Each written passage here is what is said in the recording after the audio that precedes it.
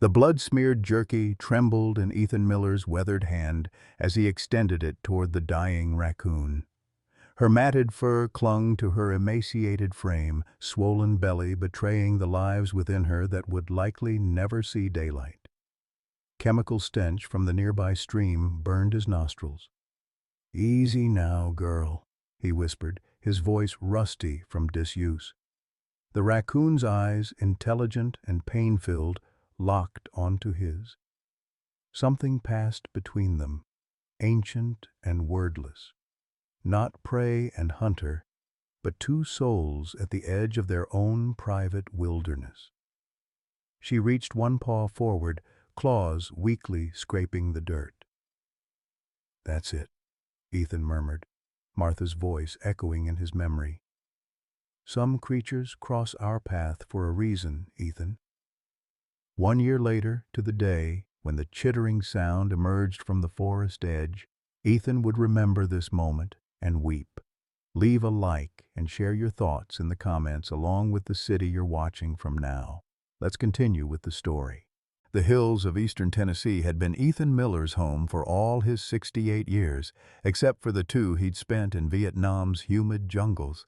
His cabin sat nestled among towering oaks and hickories that had witnessed the passing of generations, their branches now framing the weathered porch where Ethan spent most evenings. The Smoky Mountains rose in the distance, their blue silhouettes a constant companion through the seasons of his life. Ethan hadn't always lived alone. For 43 years, Martha had filled these rooms with her laugh, her songs, and her steady presence. Cancer took her quickly and cruelly 2 winters ago, leaving Ethan with an emptiness that echoed through the hand-hewn beams they'd placed together as newlyweds. Now he talked to her memory as he moved through his days, the one-sided conversations keeping him tethered to sanity.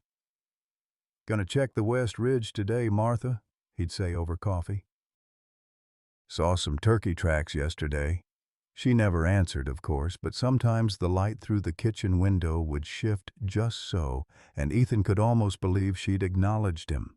His routine was simple: coffee at dawn, tending his small garden, hunting when needed, and avoiding the modern complications that his son Thomas embraced so eagerly. Thomas lived 2 hours away in Knoxville, where he'd built Miller Agrichem into a regional success. Their phone calls grew shorter and less frequent with each passing month, conversations stalling between Ethan's stoic silence and Thomas's corporate jargon. "Dad, you're sitting on valuable land," Thomas had said during his Christmas visit. "You could live comfortably in a nice retirement community with what developers would pay." Ethan had simply shaken his head. "Your mother's buried on this land, son." The argument that followed was well worn between them. Thomas saw opportunity and progress. Ethan saw sacred ground and tradition. Neither could translate their vision for the other. The medications for Ethan's heart and the lingering pain in his left knee, a Vietnam souvenir, cut deeply into his modest pension. Some months, he chose between filling prescriptions and filling his pantry.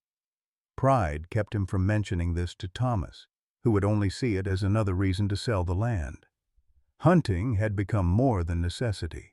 It provided the structure Ethan needed after Martha's passing. Each dawn patrol through his woods reconnected him to the rhythms that modern life had forgotten. He knew every game trail, creek bend, and ridge line intimately. He took only what he needed, processing and preserving each harvest with Martha's careful recipes, which made his encounter with the pregnant raccoon all the more unsettling. Ethan Miller had been taking life from these woods for decades. He'd never once considered giving something back. Not until those intelligent eyes had met his across the polluted stream bank and something ancient stirred within his lonely heart. The morning air carried the first hint of spring as Ethan made his way along the creek that bordered the eastern edge of his property. His knees protested with each uneven step, but he pushed through the discomfort, scanning the ground for turkey tracks. The familiar weight of his grandfather's rifle rested against his shoulder, more habit than necessity on this scouting trip. He paused at the bend where the creek widened, nostrils flaring at an unfamiliar scent. Something chemical and sharp cut through the natural aromas of soil and vegetation. Ethan frowned, following the odor to where the water slowed in a small pool. An oily sheen caught the morning light, rainbows swirling atop the once clear water. "What in God's name?" he muttered, kneeling to examine the discoloration. That's when he heard it, a weak, plaintive chittering sound from behind a fallen log. Rifle ready, Ethan approached cautiously. Years in the woods had taught him that injured animals were often the most dangerous.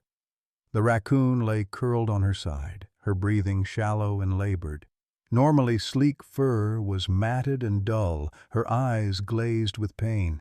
But it was her swollen belly that gave Ethan pause. She was heavy with young, probably days away from delivering.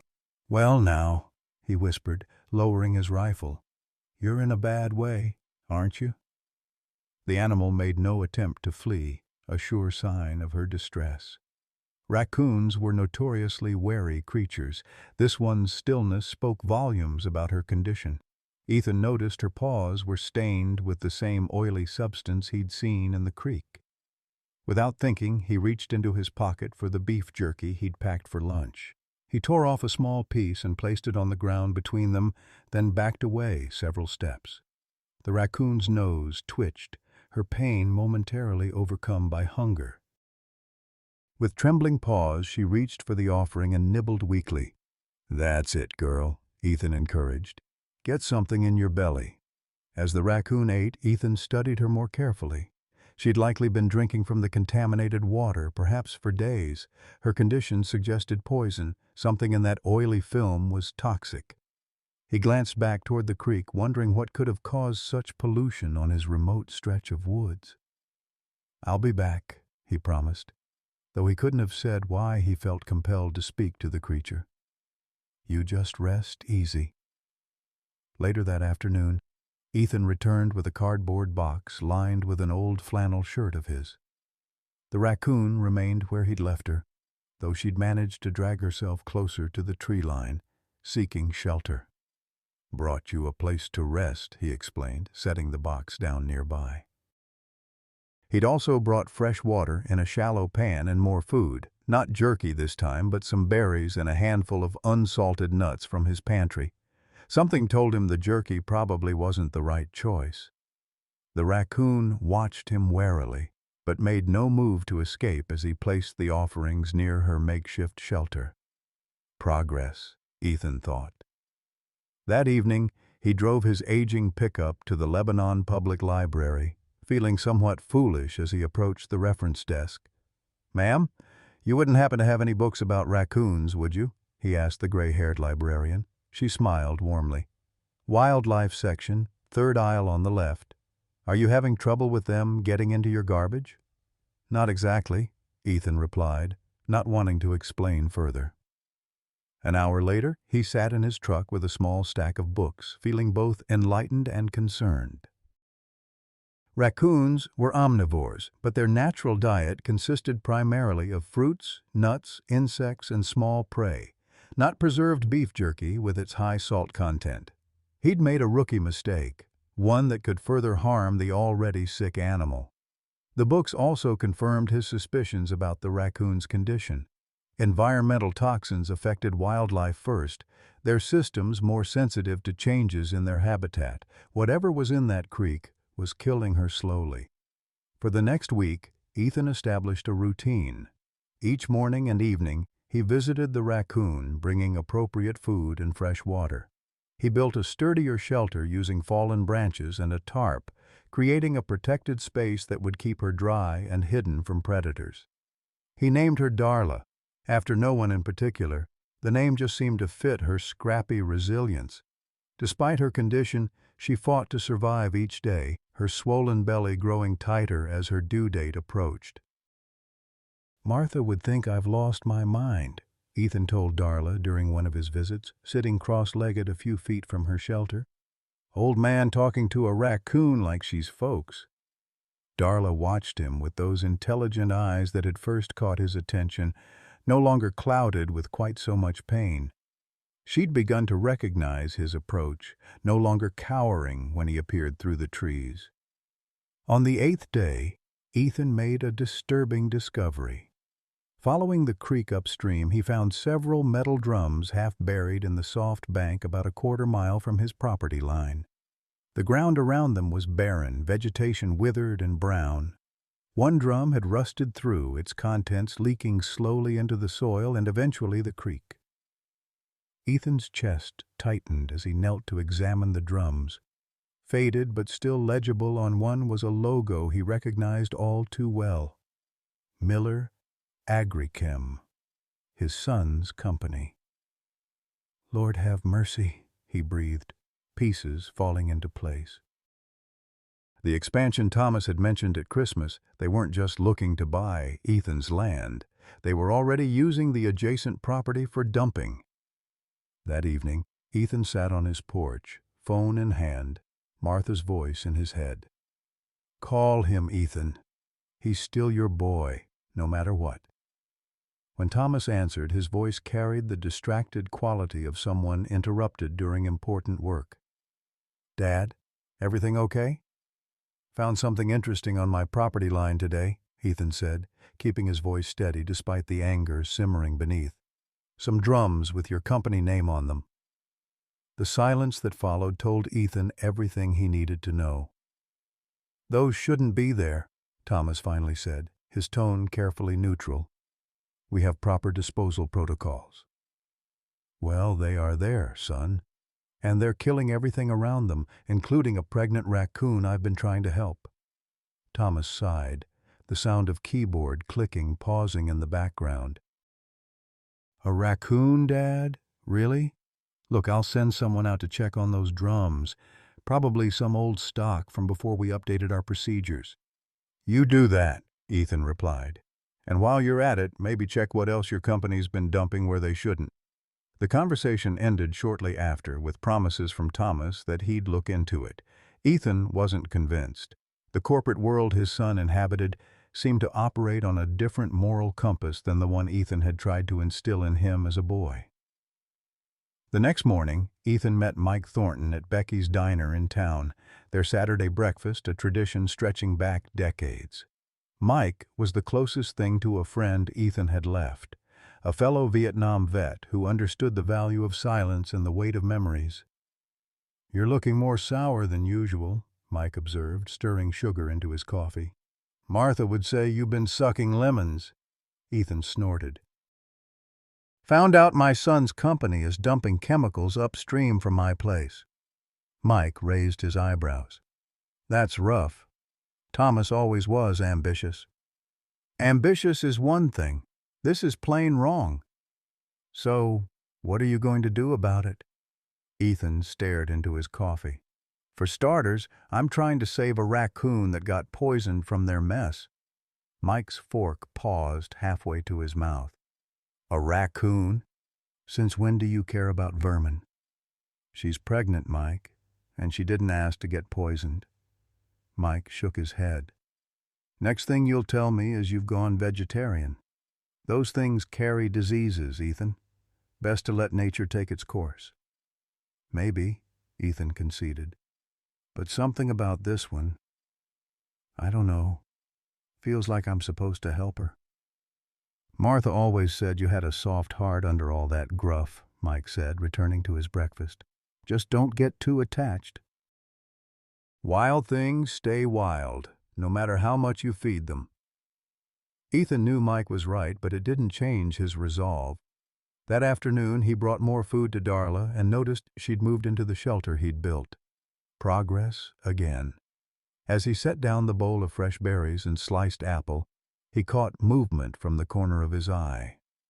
Another raccoon, larger and healthier looking, watched from behind a nearby tree. A male, Ethan guessed by its size. As Ethan slowly straightened, the male raccoon chittered softly, almost a greeting. In the fading light, Ethan noticed something unusual. A faded blue collar barely visible among its fur. "Well, I'll be," Ethan murmured. "You're somebody's lost pet, aren't you?" The male raccoon kept his distance, but didn't flee. Ethan took this as a positive sign and left additional food for the newcomer. Perhaps Darla wouldn't have to face her coming ordeal alone after all. That night, Ethan dreamed of Martha. She was sitting on their porch swing, healthy and whole, no sign of the cancer that had hollowed her out. "You're doing a good thing, Ethan," Dream Martha told him. "Some wounds need tending, even when they're not our own." When he woke, his pillow was damp with tears. He didn't remember crying. The morning after discovering the chemical drums, Ethan awoke with a sense of purpose he hadn't felt since Martha's passing. He dressed quickly, ignoring the arthritic pain in his fingers as he buttoned his flannel shirt. Today he would confront his son face to face. The drive to Knoxville took longer than the usual 2 hours. Road construction forced detours through unfamiliar suburbs where identical houses pressed against each other like too many teeth in a small mouth. By the time Ethan pulled into the Miller Agrichem parking lot, his mood had soured further. The receptionist, a young woman with carefully styled hair and a practiced smile, seemed uncertain what to do with this weathered old man in work boots and a worn jacket who claimed to be the CEO's father. "Mr. Miller is in a meeting," she explained. "Perhaps you could make an appointment for later this week?" "I'll wait," Ethan replied, lowering himself into a sleek leather chair that felt nothing like the comfortable wooden rockers on his porch. He placed his battered cap on his knee and settled in with the patience of a man who had spent countless hours in hunting blinds. Nearly an hour passed before Thomas emerged from a conference room, surrounded by men and women in suits. His expression flickered between surprise and dismay when he spotted Ethan. "Dad, why didn't you call first?" Thomas hurried over, dismissing his colleagues with a quick gesture. "Some things need saying in person," Ethan replied, rising slowly to his full height. Though stooped with age, he still stood eye to eye with his son. Thomas glanced nervously at the receptionist, then guided Ethan toward a private office. "Let's talk in here." The office was impressive. Large windows overlooking the city, awards and certificates lining the walls, a desk that probably cost more than Ethan's truck. Photos of Thomas's wife Caroline and their 2 children sat in silver frames, alongside a single faded picture of Thomas with Ethan and Martha on his college graduation day. "What's this about, Dad?" Thomas asked, closing the door. "Is it about those old drums? I've already sent a team to investigate." "It's about more than just drums, son." Ethan removed a small plastic bag from his pocket containing water from the creek. Even in the artificial light, the contamination was visible. "This is what's flowing through my land now. Your mother's land." Thomas frowned at the sample. "Dad, I understand you're upset, but—" "No, I don't think you do understand," Ethan interrupted. "That creek feeds the whole valley. Wildlife depends on it." "I depend on it. Look, if this is confirmed to be our waste, we'll clean it up. But these things happen in manufacturing. There are acceptable levels of—" "Acceptable?" Ethan's voice rose. "There's a pregnant raccoon near death because of your acceptable levels. What else is dying that I haven't found yet?" Thomas sighed, running a hand through his expertly trimmed hair. "A raccoon? Dad, come on, this is business. The old factory needed to expand or die. We're providing jobs for the county. Sometimes there are compromises. Your mother and I didn't raise you to make those kinds of compromises." "Mom's been gone 2 years," Thomas said, his voice softening. "And the world has changed. We can't all live like hermits in the woods, Dad." The conversation devolved from there. Thomas explained about stockholders and quarterly profits, environmental regulations that were unnecessarily stringent, and how the expansion was already approved by county commissioners eager for the tax revenue. "And that's why you've been after my land," Ethan realized aloud. "You need it for your expansion." Thomas had the decency to look uncomfortable. "We'd pay you well above market value. You could get that knee surgery you've been putting off. Move somewhere with better health care access. And your mother's grave? What happens to that? We could relocate? No. The word hung between them, final and heavy. Some things aren't for sale, Thomas. Not to strangers, and certainly not to my own son.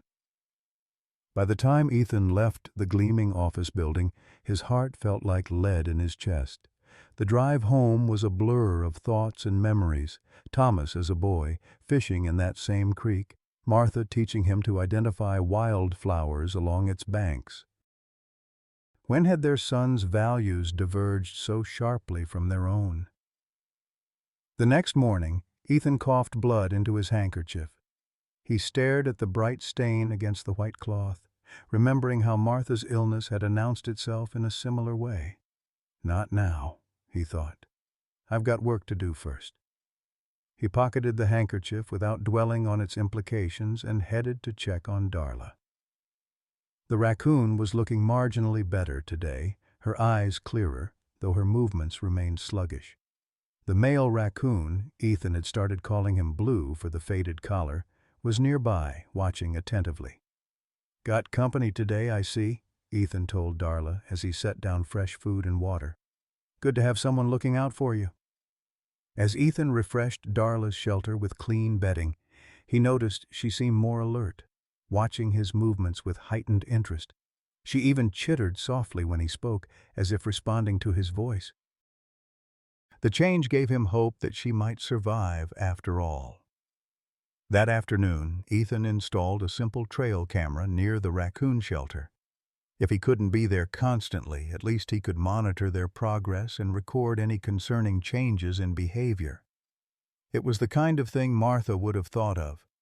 She'd always been the practical one. 3 days later, a truck from Miller Agrichem arrived at the chemical drum site. Ethan watched from a distance as workers in protective gear removed the leaking containers and shoveled away the contaminated soil. It was something at least, though the damage was already done. That evening, as Ethan reviewed the trail camera footage on his ancient laptop, he noticed something remarkable. Blue was bringing food to Darla. Berries, a small fish, even a frog. The male raccoon had taken it upon himself to care for her, supplementing Ethan's provisions with natural forage. "Well, I'll be damned," Ethan murmured, a smile cracking his weathered face. "You're a good man, Blue." The next morning, Ethan's phone rang as he finished his coffee. Thomas's name flashed on the screen. "Dad, the team confirmed those drums were ours," Thomas said without preamble. "Old stock that should have been disposed of properly. I'm sorry." Ethan grunted. "Sorry doesn't clean the water. We're handling that. Environmental specialists are assessing the damage and implementing a remediation plan." Thomas paused. "How's your raccoon?" The question caught Ethan off guard. "She's hanging in there. Got herself a gentleman collar now. Another raccoon with what looks like an old pet collar." "Huh." Thomas sounded genuinely interested. "Send me a picture sometime." After hanging up, Ethan sat on his porch, pondering the subtle shift in his son's tone. Perhaps there was hope yet for understanding between them. Later that day, Ethan met with Dr. Sarah Jenkins, his longtime physician, for his overdue checkup. The news wasn't good. "Your heart condition has worsened, Ethan," she said, her kind eyes serious behind wire-rimmed glasses. "And I'm concerned about that cough. We need to run some tests." Ethan nodded, unsurprised. He'd felt the change in his body, the increasing fatigue, the struggle for breath on his daily walks to visit Darla. "How long have I got?" he asked directly. Dr. Jenkins sighed. "Let's not get ahead of ourselves. With proper treatment. Sarah, we've known each other 30 years. Give it to me straight. Without intervention, maybe a year, possibly less." She leaned forward. "But Ethan, there are options. Medications, procedures. That cost money I don't have," he finished for her. "Your son has his own ideas about how to help." Ethan stood, ending the conversation. "I'll think about those tests." That night, a powerful spring storm swept through the valley. Lightning split the sky as rain hammered against the cabin roof. Ethan paced anxiously, worried about Darla and Blue in their makeshift shelter. The creek would be rising, possibly flooding the low area where they'd made their home. By dawn, the storm had passed, leaving behind a washed, clean world, glistening in the early light. Ethan headed immediately to the Raccoon shelter, his boots squelching in the saturated ground. His heart sank when he reached the site. The shelter was damaged, part of the tarp torn away by the wind. Worse, there was no sign of either Raccoon. "Darla?" he called softly, scanning the surrounding brush. "Blue?" Nothing. For the next hour, Ethan searched the area, following the creek both upstream and down, checking every hollow log and rocky outcropping. Finally, in an abandoned fox den beneath the roots of a massive oak, he found them. Darla lay on her side, breathing rapidly, Blue sitting vigilant beside her. As Ethan approached, Blue chittered a warning, but didn't flee. Darla's eyes, wide with pain, fixed on Ethan's face. "It's time, isn't it, girl?" Ethan murmured, recognizing the signs from his farming days. She was in labor. Knowing better than to interfere directly, Ethan settled himself at a respectful distance, prepared to keep watch. He'd helped birth countless farm animals in his younger years, but never a wild creature. Still, he couldn't bring himself to leave Darla alone in her struggle. Hours passed as Darla labored. Blue occasionally left to bring her water-soaked moss, an instinctive comfort that Ethan found remarkably thoughtful. As the afternoon waned into evening, Ethan built a small fire nearby, its warmth and light creating a protective circle around the den. "You're doing fine," he encouraged when Darla's efforts seemed to flag. "Just fine."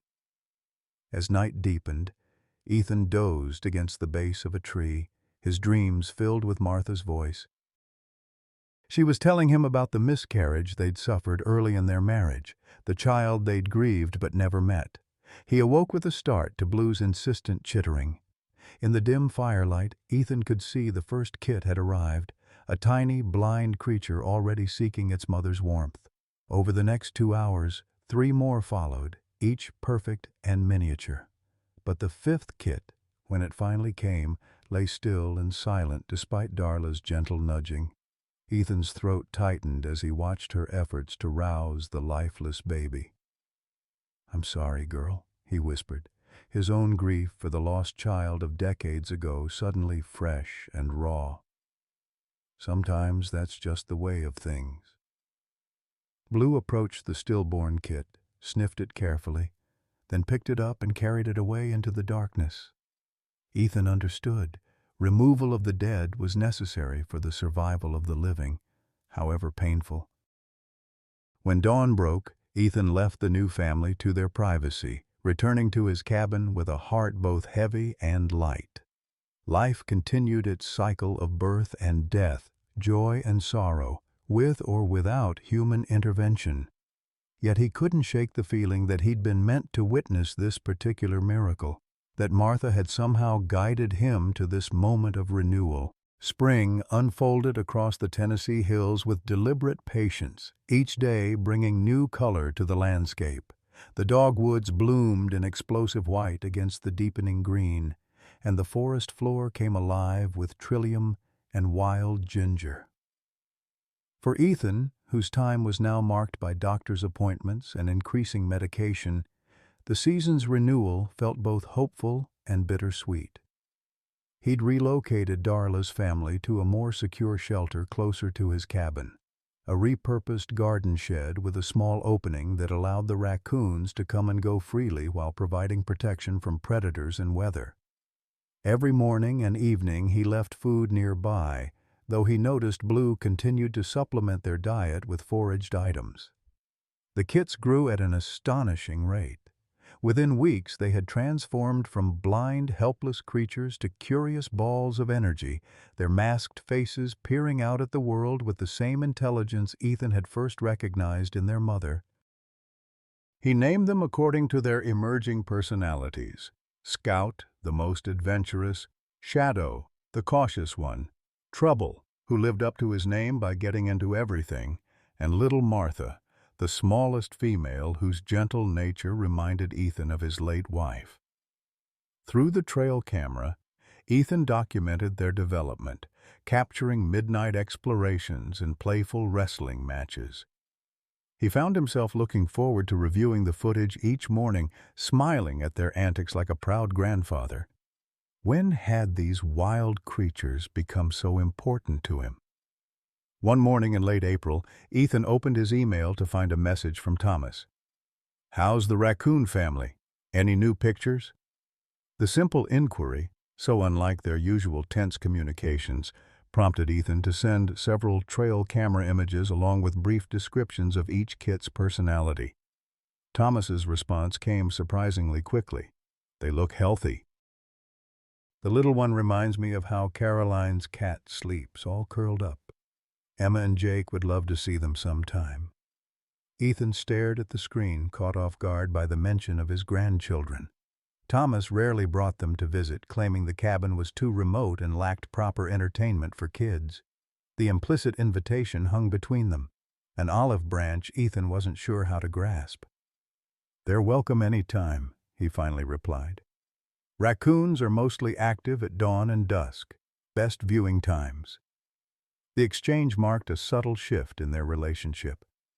Thomas began texting occasionally with questions about the raccoons or updates on the environmental cleanup around the creek. Ethan responded with more openness than he'd shown in years, even sharing his concerns about Darla's health, which seemed to fluctuate with the changing weather.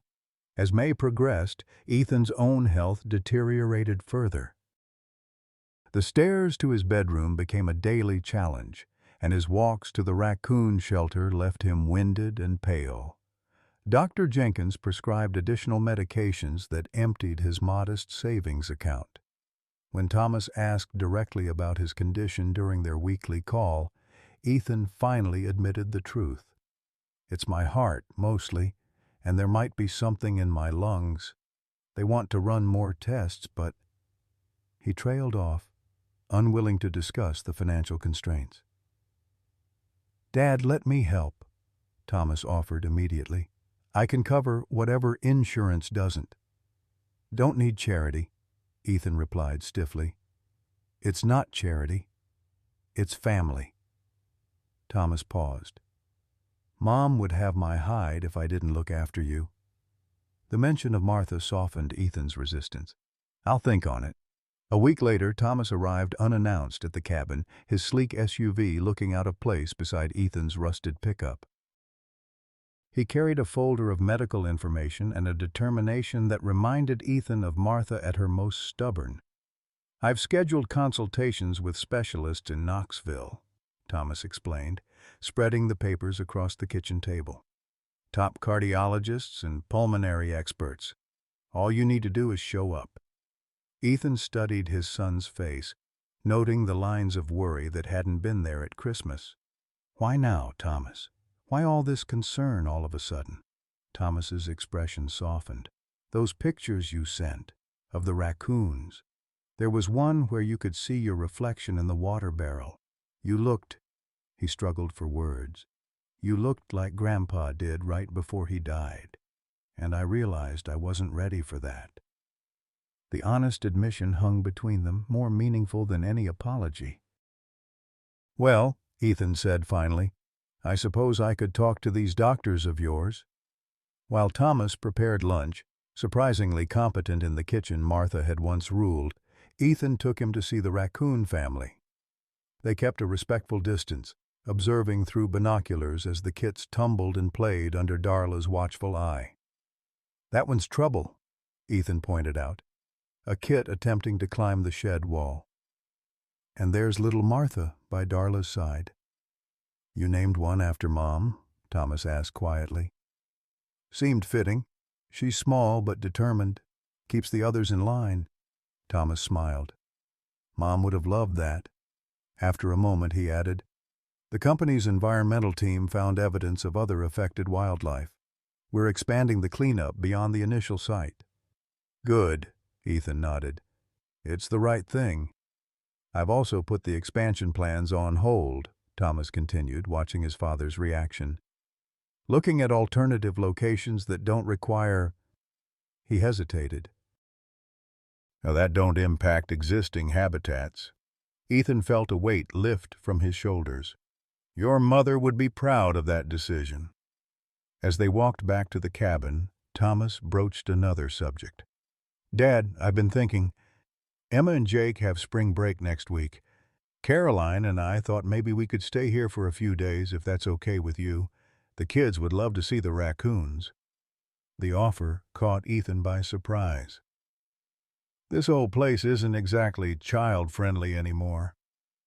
They're not looking for entertainment centers and swimming pools. They barely get to see trees in our neighborhood. Thomas smiled ruefully. Besides, they should know their grandfather better. Ethan nodded, unexpected emotion tightening his throat. I'd like that. The visit from Thomas's family transformed the cabin. 8-year-old Emma and 10-year-old Jake filled the quiet rooms with chatter and laughter, their excitement over the Raccoon family infectious. Caroline, whom Ethan had always found somewhat aloof, revealed herself to be a knowledgeable bird watcher, spending hours on the porch with binoculars and a field guide. Ethan taught Jake how to whittle, starting with simple sticks before progressing to a crude raccoon figure that delighted the boy.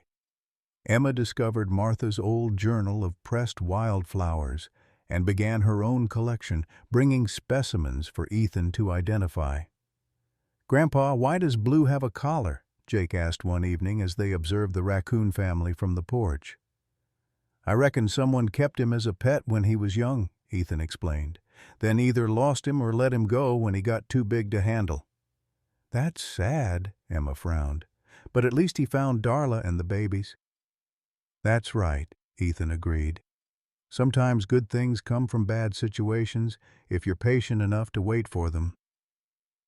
On their final evening, as the children slept, Thomas joined Ethan on the porch with 2 glasses of bourbon. And the night was warm, fireflies rising from the grass like earthbound stars. The kids had a great time, Thomas said, settling into the rocker beside his father. They're already asking when we can come back. They're welcome any time, Ethan replied, meaning it. Been too quiet around here for too long. They sat in companionable silence, the bourbon warming Ethan's chest. Finally, Thomas spoke again. Dad, there's something I need to tell you. When we started the environmental assessment, we found more than just wildlife impact. He took a deep breath. The groundwater testing showed contamination extending further than we initially thought, including under parts of your land. Ethan absorbed this, watching a raccoon, likely Blue, move along the tree line in the gathering dusk. My well? It's being tested next week, but I'd recommend switching to bottled water until we know for sure. Thomas's knuckles whitened around his glass. I'm so sorry, Dad. If this affects your health, I've been drinking that water for 68 years, Ethan interrupted. Whatever damage is done. But the company will take full responsibility. Medical expenses, property value compensation. Thomas, Ethan's tone stopped his son mid-sentence. I don't want your company's money. I want your word that you'll clean it up. All of it. Not just here, but anywhere else you've cut corners. Thomas nodded solemnly. You have it. After Thomas and his family departed, the cabin felt emptier than before. Ethan found himself speaking aloud to Martha more frequently, updating her on the raccoon's progress and the changing relationship with their son. You'd be proud of him, Martha, Ethan said one evening as he sorted through the medications that now ruled his daily schedule. He's finding his way back to what matters. In early June, a local nature photographer named Lisa Martinez stopped by the cabin. She'd heard about the Raccoon family from someone at the general store and asked permission to document them for a project on wildlife rehabilitation. "They're not exactly rehabilitated," Ethan explained as he showed her the garden shed shelter. "Just helped along a bit when they needed it."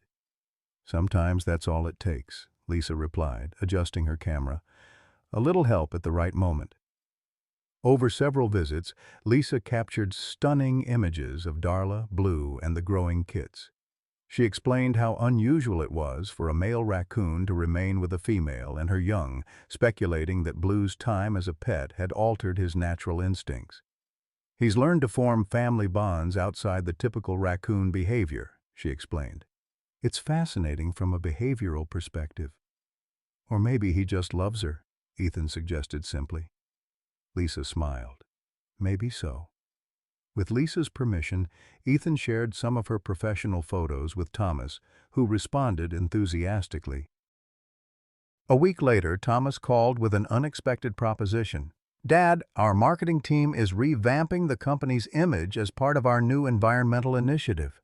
Would you consider letting us use some of those raccoon photos for a campaign about wildlife protection? We'd compensate the photographer, of course." Ethan considered this. "What's the angle?" "Protecting our neighbors is the working tagline. We'd talk about the company's commitment to responsible practices and habitat preservation." Thomas paused. "It's part of a larger shift in our approach. The board approved a significant investment in sustainable technologies last week." Pride swelled in Ethan's chest. "Your mother always said you'd find your moral compass eventually." "Better late than never," Thomas replied, the smile evident in his voice. As June mellowed into July, the raccoon kits grew increasingly independent, venturing further from the shelter each day. Ethan knew their eventual departure was inevitable, a natural part of raccoon development. Still, the thought of their absence left an ache in his chest that had nothing to do with his failing heart. One humid afternoon, Ethan sat dozing on the porch when the sound of tires on gravel roused him. Mike Thornton's pickup pulled into the yard, accompanied by a vehicle Ethan didn't recognize, a battered Jeep with out-of-state plates. "Afternoon, Ethan," Mike called, approaching the porch. "Brought someone who might interest you. This is Ray Hutchins, trapper from Georgia, specializes in exotic pets for private collectors." The stranger, a lean man with a weathered face and calculating eyes, nodded curtly. "Mr. Miller." Something in Ray's expression set Ethan on edge. "What brings you gentlemen by?" Mike grinned. "Ray here pays top dollar for unusual specimens." "When I told him about your raccoon with the collar and those well-socialized kits, he was mighty interested." Ethan's blood ran cold. "They're not for sale." "Now, Ethan," Mike placated, "be reasonable. Ray's offering $2,000 per raccoon. That's 10 grand for the whole family. Think what that could do for your medical bills." "I said they're not for sale." Ethan stood, one hand gripping the porch railing for support. "And they're not yours to offer, Mike." Ray stepped forward. "Mr. Miller, these animals would go to good homes. Private collectors with proper facilities." "Cages, you mean?" Ethan replied sharply. "Better than ending up as roadkill," Mike interjected. "Or shot by some farmer protecting his corn." Ethan's eyes narrowed. "You've got 30 seconds to get back in your vehicles and leave my property." "Don't be stubborn," Mike urged. "These are wild animals, not pets. They belong with people who know how to handle them." 20 seconds, Ethan countered, reaching for the shotgun he kept by the door. Ray raised his hands in a placating gesture. "No need for that. We're going." He shot Mike an irritated glance. "You said he'd be reasonable." "I said he needed the money," Mike corrected. Reasonableness was never Ethan's strong suit. After they departed, Ethan sat heavily on the porch steps, heart racing uncomfortably in his chest. He hadn't expected betrayal from Mike of all people. How many others knew about the raccoons? Were they safe anymore? That night, Ethan called Thomas. "I need your help," he admitted, explaining the unexpected visit. "I'm worried they might come back when I'm not here." Thomas's response was immediate. "I'll send our security team to install cameras around the property perimeter, motion activated with alerts to your phone and mine." He paused. "Dad, if you're worried, you could stay with us for a while. And leave the raccoons unprotected? Not a chance. Then I'm coming up there tomorrow. We'll figure something out." After hanging up, Ethan walked carefully to the garden shed in the gathering darkness. The raccoon family was inside, the kits already asleep in a furry pile while Darla and Blue groomed each other nearby. The simple domesticity of the scene strengthened Ethan's resolve. "Nobody's going to take you," he promised softly. "Not while I'm still breathing." The July heat pressed down on the Tennessee hills like a heavy blanket, turning the morning air thick and still. Ethan sat on his porch, shotgun across his knees, watching the sun creep above the eastern ridge. He hadn't slept well since Mike's visit 3 days earlier, his mind cycling through scenarios of trappers returning when his guard was down. Thomas had made good on his promise, sending a security team the very next day to install cameras around the property. The small black devices now perched discreetly in trees and on fence posts, their electronic eyes constantly scanning for movement. Ethan's ancient flip phone had been replaced with a smartphone that chimed with alerts whenever something larger than a squirrel crossed the invisible boundaries. "Like living in Fort Knox," Ethan muttered to himself, still uncomfortable with the technology despite its necessity. Martha would have laughed at his transformation from technology skeptic to surveillance monitor. Caroline had stayed behind when Thomas returned to Knoxville, insisting that Ethan shouldn't be alone. She'd taken over the spare bedroom, her laptop and bird guides spread across the old desk by the window. To Ethan's surprise, he found her presence comforting rather than intrusive. She moved through the cabin with quiet efficiency, respecting his routines while subtly ensuring he took his medications and ate proper meals. "Thomas wants us to hire a live-in nurse," Caroline mentioned that morning as she set a plate of scrambled eggs before him. "But I told him you'd hate that idea." Ethan grunted appreciatively. "You got that right." "I can stay through the end of the month," she continued, pouring coffee. "By then, we should have a better security solution in place." The "we" didn't escape Ethan's notice. This daughter-in-law he'd always kept at arm's length had somehow become an ally in his mission to protect the Raccoon family. He found himself wondering why he'd never made more effort with her before. "Appreciate it," he said simply, the words inadequate for the gratitude he felt. After breakfast, Ethan and Caroline made their morning check on the raccoons. The kits were growing rapidly, their bodies lengthening and filling out, their movements becoming more coordinated and purposeful. Scout, true to his name, now ventured 50 yards or more from the shed, exploring with fearless curiosity. The others followed his lead to varying degrees, with little Martha remaining the most cautious. "They'll be ready to leave soon," Caroline observed, lowering her binoculars. "Juvenile raccoons typically disperse in late fall." Ethan nodded, his chest tightening at the thought. "Sooner than that, if they've got any sense. Too many folks know they're here now." As if summoned by his words, the security app on his phone chimed. Caroline pulled it from his pocket, her brow furrowing as she studied the screen. "Vehicle approaching on the North Access Road," she reported. "Black pickup truck." Ethan's grip tightened on his walking stick. "Mike drives a black Ford." "I'll call Thomas," Caroline decided, already dialing. "You stay here with the raccoons." Before Ethan could protest this reversal of roles, Caroline was striding back toward the cabin, phone to her ear.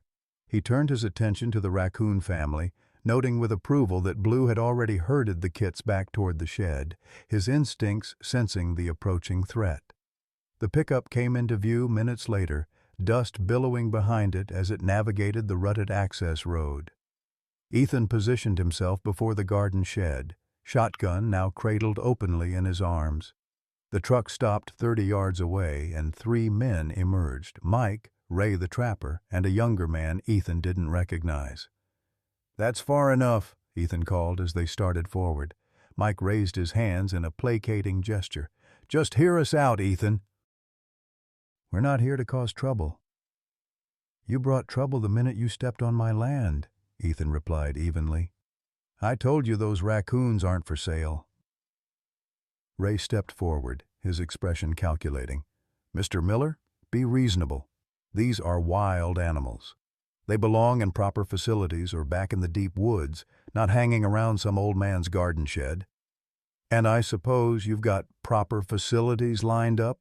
Ethan's tone made clear his opinion of such arrangements. "I've got a buyer in Texas who maintains a private wildlife collection," Ray explained. "Climate-controlled enclosures, professional caretakers. Those raccoons would live like royalty." "In cages," Ethan stated flatly. The younger man spoke up, his voice carrying a note of impatience. "Look, old-timer, we can do this the easy way or the hard way. Those raccoons are worth 15 grand to us now. We're being generous offering you a cut." A chill ran through Ethan despite the summer heat. "The hard way?" Mike at least had the decency to look uncomfortable. "Nobody's talking about the hard way, Ethan. We're just having a business conversation here." "Let me make something perfectly clear," Ethan said, raising the shotgun slightly. "There's no conversation to be had. Those raccoons are under my protection. You step any closer, and I'll consider it trespassing with intent." The younger man snorted. "You gonna shoot us over some trash pandas, old man? You'd die in prison." "Kevin, shut up," Mike hissed, then turned back to Ethan. "We're leaving, but think about it, Ethan. Those raccoons will move on eventually anyway. Might as well get something for them while you can." As the three men retreated to their truck, Ethan maintained his position, shotgun ready. Only when the vehicle disappeared down the access road did he allow his shoulders to slump, the adrenaline leaving his system and taking what little energy he had with it. Caroline emerged from the trees to his right, phone still in hand. "Thomas has alerted the sheriff. They're sending a deputy out to take a report." She studied Ethan's face with concern. "You should sit down. You're white as a sheet." Ethan didn't argue, allowing her to guide him to a fallen log nearby. His heart hammered irregularly in his chest, each beat a reminder of his vulnerability. "They'll be back," he said quietly. "Maybe not today or tomorrow, but they'll be back." Caroline's expression hardened with determination. "We'll be ready." True to her word, preparations began that very afternoon. Thomas arrived with 2 private security guards who would rotate shifts monitoring the property. A local contractor installed motion-activated floodlights around the cabin and raccoon shelter. Thomas even brought a trained guard dog, a German shepherd named Rex, who quickly established a perimeter around the cabin area. "Isn't this overkill?" Ethan asked as he watched the activity from his porch rocker. Thomas shook his head. "Not if what those men were implying was true. The exotic pet trade is serious business, Dad. People have been killed over less." The stark assessment silenced Ethan's objections. That night, with a security guard patrolling the property and Rex alert beside his bed, Ethan finally slept soundly for the first time in days. The following week brought an unexpected visitor, Sheriff Jim Patterson, who had known Ethan since they were boys together at Lebanon High. The sheriff's cruiser pulled up mid-morning, and the burly man who emerged seemed to have aged a decade since Ethan had last seen him. "Quite the operation you've got going here," Jim observed, nodding toward the security guard visible near the tree line. "Thomas must be taking this seriously." "Come see what all the fuss is about," Ethan invited, leading his old friend toward the garden shed. The raccoon family was out enjoying the morning sun, the kits engaged in what appeared to be a complex game of chase, while Darla supervised from a comfortable perch on a low branch. Blue was nowhere to be seen, likely foraging, Ethan surmised. Jim watched the scene with evident wonder. "I've been hearing stories, but seeing it—" He shook his head. "They're practically tame." "Not tame," Ethan corrected. "Just trusting. There's a difference. And folks want to capture them for the pet trade? That's the gist of it. Mike Thornton brought a trapper around, making threats when I wouldn't sell. Jim's expression darkened. Mike's fallen in with a rough crowd since his son got arrested for those meth labs, desperate for cash. He turned to face Ethan directly. You think they'll really come back? Man promised 15 grand for the family. That's motivation enough. I'll increase patrols on this road, Jim promised. And I've put out the word, anyone caught trapping on your property will face criminal charges. Ethan nodded gratefully. Appreciate it, Jim. As they walked back toward the cabin, Jim broached another subject. Heard about your health troubles. How bad is it? Bad enough, Ethan admitted. Heart's giving out. Lungs, too, probably. Martha would kick my behind if I didn't ask. You getting proper care? Ethan smiled faintly. Thomas has me seeing specialists in Knoxville. Caroline's practically moved in to make sure I take my pills. I'm well looked after. Good. Jim clapped him gently on the shoulder. Tennessee's got enough ornery old men. We can't afford to lose one of the decent ones. The sheriff's visit reinforced what Ethan had begun to realize. The Raccoon family had become something of a local legend. People in town were taking sides, some viewing Ethan as a foolish old man wasting resources on wild animals, others seeing something noble in his protection of creatures others would exploit. Lisa Martinez, the nature photographer, returned with a journalist from a regional wildlife magazine who wanted to document the unusual bond between Ethan and the raccoons. The resulting article, published online, caught the attention of wildlife enthusiasts across the state. You've gone viral, Dad, Thomas informed him during their Sunday call. That article's been shared thousands of times. People are calling you the Raccoon Guardian. Ethan scoffed at the title, but secretly found himself pleased that others saw value in what he was doing. Martha would have enjoyed the fuss, he thought. She always did appreciate a good story. The publicity had an unexpected benefit. Increased scrutiny made it harder for potential trappers to operate unnoticed. Local conservation officers began including Ethan's property in their regular patrols, and wildlife enthusiasts occasionally drove by slowly, hoping for a glimpse of the famous raccoon family. July melted into August, bringing brief relief from the oppressive heat as afternoon thunderstorms rolled through the hills. Ethan's health stabilized somewhat with the new medication regimen, though his energy remained limited. Most days found him on the porch or seated near the garden shed, quietly observing the raccoons going about their increasingly independent lives. The kits, nearly 2/3 grown now, ventured farther each day. Scout had developed a particular fondness for the creek, now restored to its former clarity thanks to Thomas's environmental team.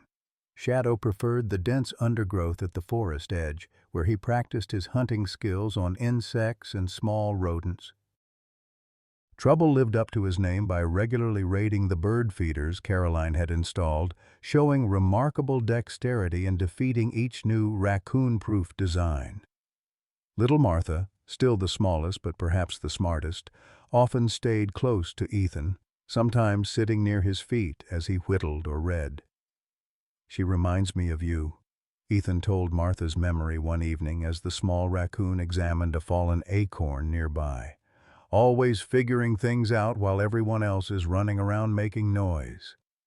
In mid-August, Ethan's medical team scheduled him for a procedure to place a stent in one of his coronary arteries, a stopgap measure that might buy him additional time. The surgery required an overnight hospital stay, the first time Ethan would be away from the property since the confrontation with Mike and the trappers. Everything's covered, Thomas assured him the night before the procedure. 2 security guards on rotation, Rex patrolling the perimeter, and Caroline staying at the cabin. Those raccoons will be safer than the gold at Fort Knox. Ethan nodded, trying to ignore the anxiety gnawing at his insides. Just make sure they check the north access road regularly. That's the most likely approach. The procedure itself went smoothly. though the recovery left Ethan weaker than he'd anticipated. By the time Thomas drove him home the following evening, he could barely keep his eyes open. "Dad, we're here." Thomas's voice penetrated the fog of exhaustion. "Let me help you inside." Ethan allowed his son to support him up the porch steps, too tired to maintain his usual independence. Caroline met them at the door, her expression a mixture of relief and concern. "How did it go?" she asked, helping guide Ethan to his recliner. "Textbook procedure," Thomas replied. "He's just worn out from the anesthesia and the drive." Ethan roused himself enough to ask the question foremost in his mind. "The raccoons?" "All present and accounted for," Caroline assured him. "I checked on them an hour ago. They're fine." Relief washed through him, and he allowed himself to drift off, vaguely aware of Thomas and Caroline moving quietly around the cabin. He woke some time later to darkness and the distant rumble of thunder.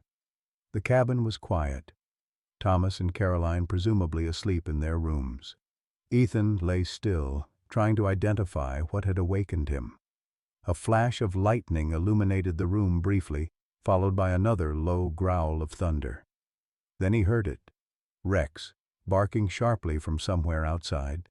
Not his normal alert bark, but the urgent sound of a dog who's identified a threat. Fully awake now, Ethan pushed himself up from the recliner, wincing at the twinge in his chest where the catheter had entered. He moved to the window, peering out into the storm-darkened night. Another flash of lightning revealed the yard, empty except for Rex pacing agitatedly near the tree line, barking toward the north. The North Access Road. Heart pounding, Ethan reached for his phone to alert the security guard, only to find the device missing from its usual place. Must have left it in the car, he realized. He glanced toward the hall that led to Thomas and Caroline's rooms, considering whether to wake them. Another lightning flash changed his mind. In the brief illumination, he caught sight of movement near the garden shed. Human figures, at least two, moving with purpose. No time to wake the others. Ethan moved to the gun cabinet, removing his shotgun with practiced ease despite his weakened state. Loading it quickly, he slipped out the side door, staying close to the cabin's shadow. The rain had just begun, fat drops splattering against the dusty ground. Rex spotted Ethan and ran to him, whining anxiously, then turned back toward the garden shed, clearly wanting Ethan to follow. "Good boy," Ethan murmured, patting the dog's wet head. "Show me." Moving as quietly as his condition allowed, Ethan followed Rex toward the shed. The security floodlights remained dark, disabled somehow, he realized with growing alarm. As he drew closer, he could make out voices over the increasing rainfall. "Hurry up with that net. The big male's not here, but we can get the female and at least 3 of the juveniles." Ethan recognized Ray's voice immediately. The trapper had returned, just as Ethan had feared. "What about the runt?" Another voice, the younger man, Kevin. "Grab it if you can, but focus on the bigger ones. They're worth more." Anger surged through Ethan, temporarily overwhelming his physical weakness. He stepped into the small clearing before the shed, shotgun raised. "That's far enough," he called, his voice steady despite the rain now soaking through his clothes. The trappers froze, caught in the act of attempting to herd the frightened raccoons into large carriers. Ray recovered first, straightening to face Ethan. "Mr. Miller," he acknowledged coolly, "you should be resting after your heart procedure. Wouldn't want to overexert yourself." Ice ran through Ethan's veins at the implication. "You've been watching me." "Just doing proper research," Ray replied. "Professional courtesy." Kevin stepped forward, a large net in his hands. "We're taking these raccoons, old man. The question is whether you're going to be smart about it or not." "Where's Mike?" Ethan demanded, noticing the absence of his former friend. "Mike Thornton has money troubles, but he draws the line at trespassing," Ray explained. "We're not so particular." Rex growled beside Ethan, sensing the tension. Inside the shed, Ethan could hear Darla's distressed chittering as she tried to gather her frightened kits. "Last chance," Ethan warned, raising the shotgun. "Get off my property." Kevin laughed, a harsh sound in the rain-filled night. "You won't shoot us. Even if you did, no one would hear it in this storm." As if to emphasize his point, thunder boomed overhead, momentarily drowning out all other sounds. When it faded, a new voice spoke from the darkness behind Ethan. "He might not shoot you," Thomas said, stepping into view with his own hunting rifle. "But I will." Caroline emerged from the opposite direction, Rex moving immediately to her side. "The police have been called," she informed the trappers calmly, "and our security team is currently detaining your driver at the north gate." Ray's confident expression faltered. "This is a misunderstanding. We were just attempting to steal protected wildlife," Thomas finished for him, "while trespassing on private property." During a thunderstorm, after disabling security equipment, his voice was cold with controlled anger. "Did I miss anything, Caroline?"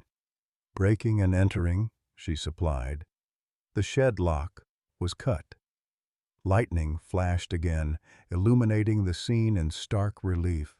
The trappers with their equipment, Thomas and Caroline creating a protective formation around Ethan, and the frightened Raccoon family huddled in the back of the damaged shed. For a tense moment it seemed Kevin might try something desperate. His hand moved toward his jacket, but Ray gripped his arm, shaking his head slightly. "We're leaving," Ray announced, backing away. "No animals are worth this much trouble." "You're not going anywhere except jail," Thomas replied. "Sheriff Patterson is personally responding to this call. I suggest you put down your equipment and prepare to explain yourselves." As if on cue, red and blue lights became visible through the trees, approaching rapidly along the main driveway. The fight went out of the trappers visibly. They placed their nets and carriers on the ground, raising their hands in surrender just as Sheriff Patterson's cruiser pulled up, followed by a second patrol car. "You okay, Ethan?" Jim called, emerging with his hand on his holstered weapon. "Been better," Ethan admitted, the adrenaline beginning to fade and leaving him shaky and exhausted. "But we caught your trappers red-handed." As the officers took Ray and Kevin into custody, Ethan sank onto a nearby stump, suddenly unable to remain standing. Thomas was at his side immediately, supporting him with a strong arm.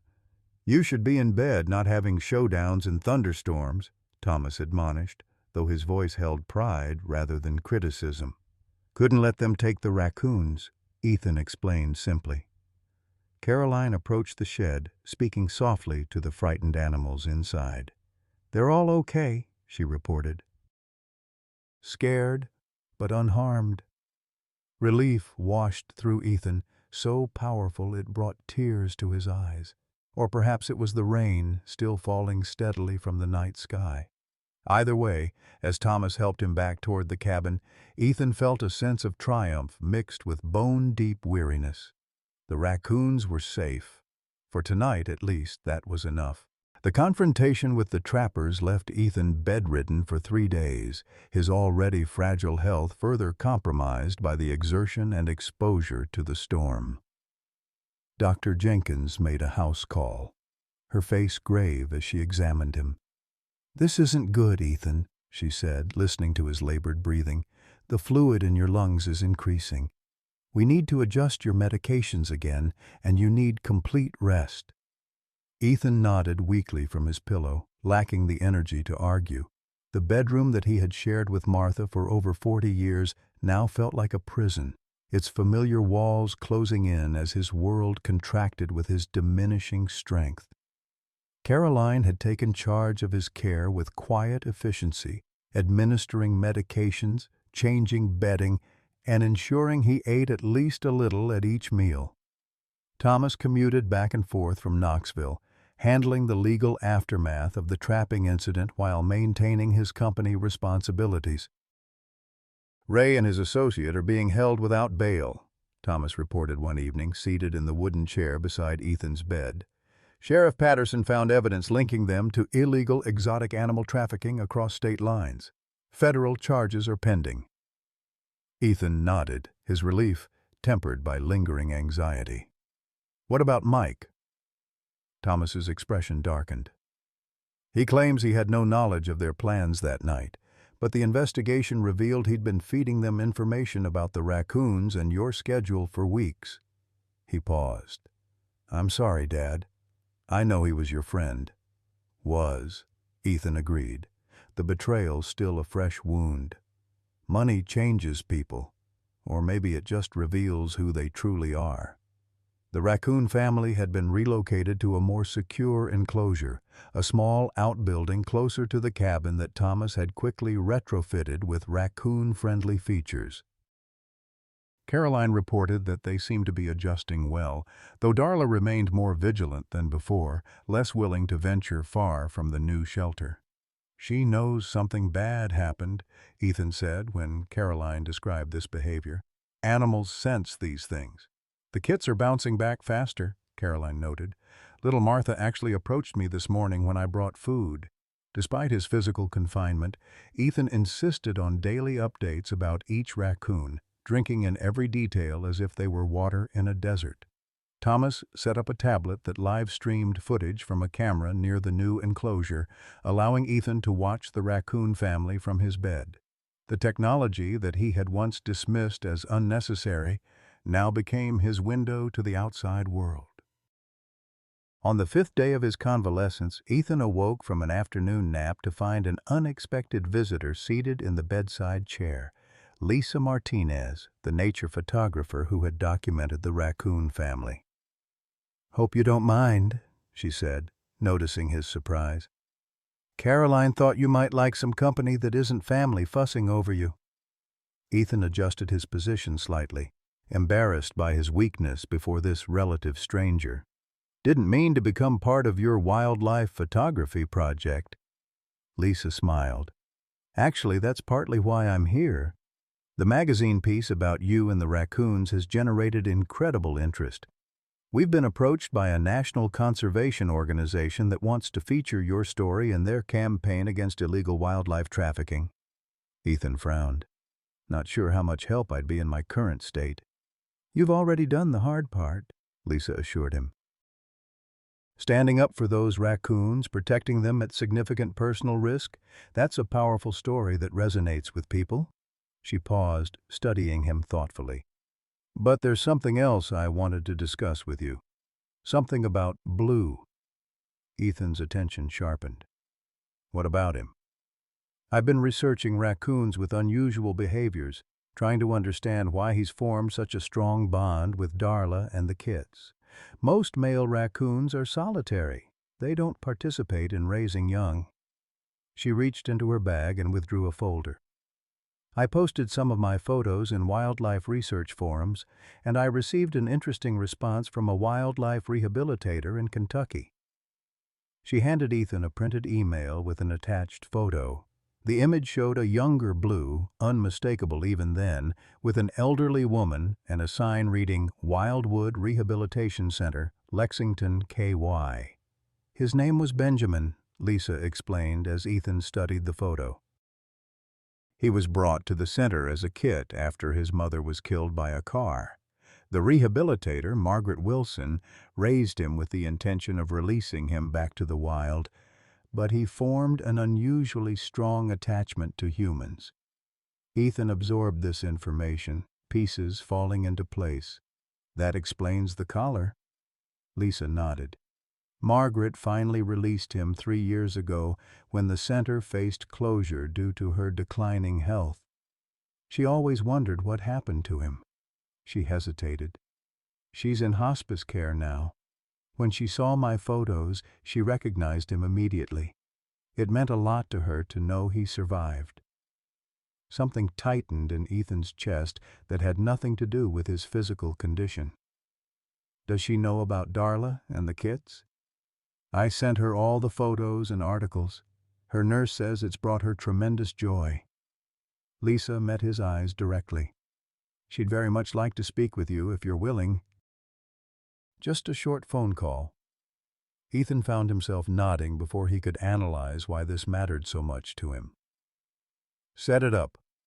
The call took place the following afternoon, a conversation between two elderly people connected by their separate relationships with a remarkable raccoon.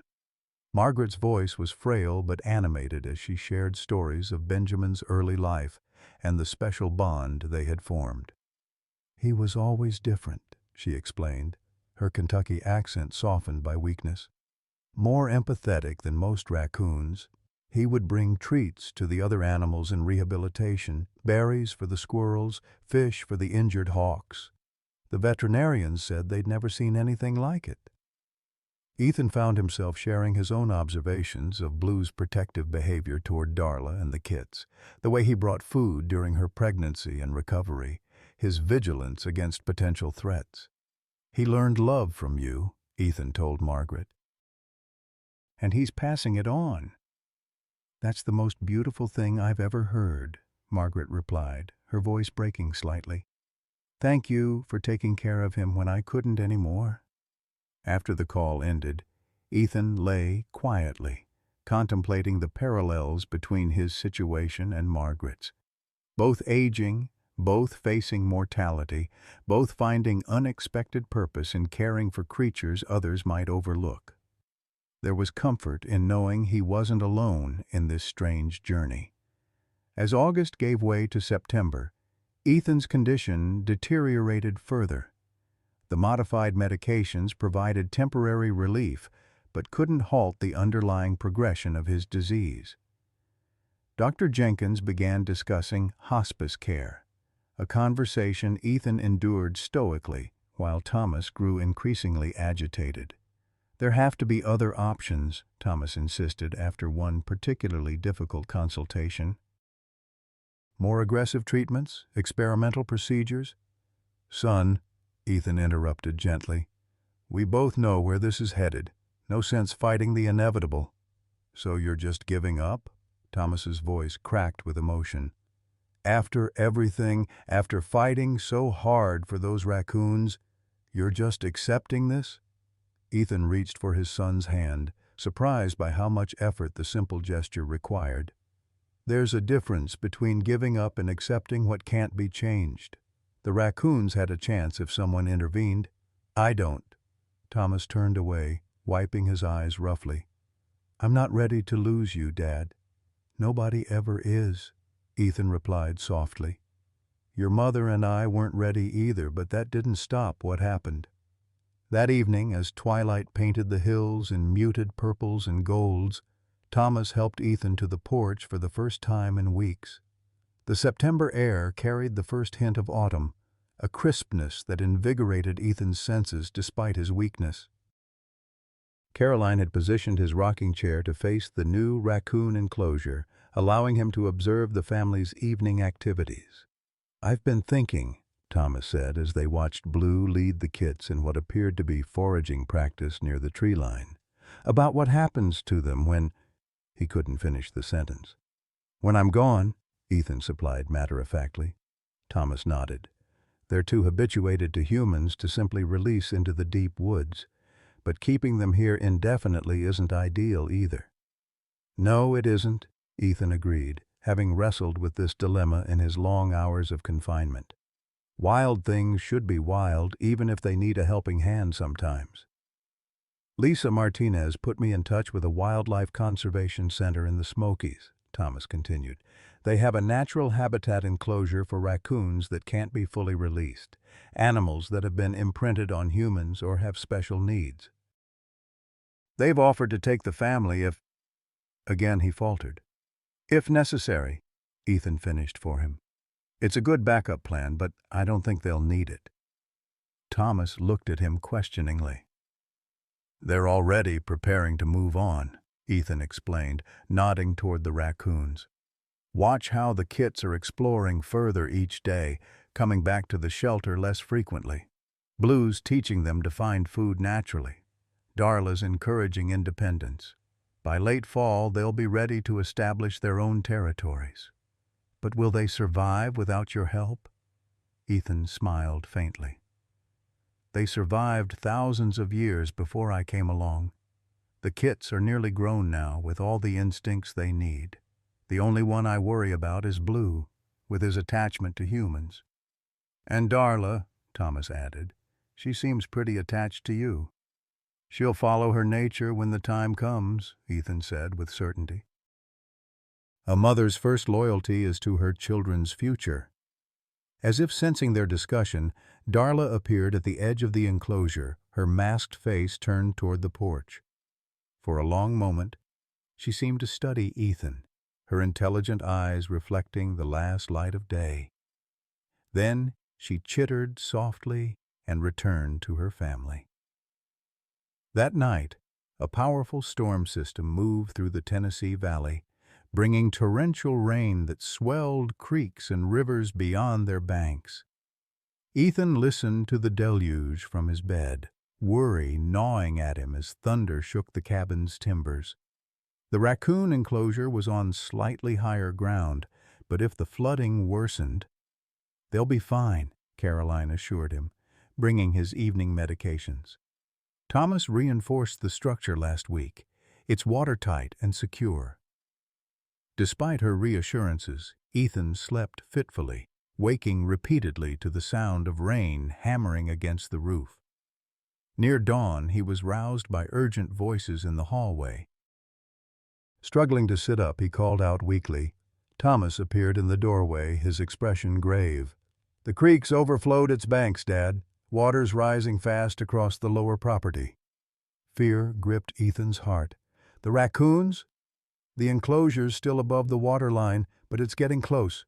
We're going to move them to the storage shed behind the cabin." "I need to see them," Ethan insisted, already trying to swing his legs over the side of the bed. "Dad, you can't—" "Help me, or I'll do it myself," Ethan interrupted, his voice stronger than it had been in days.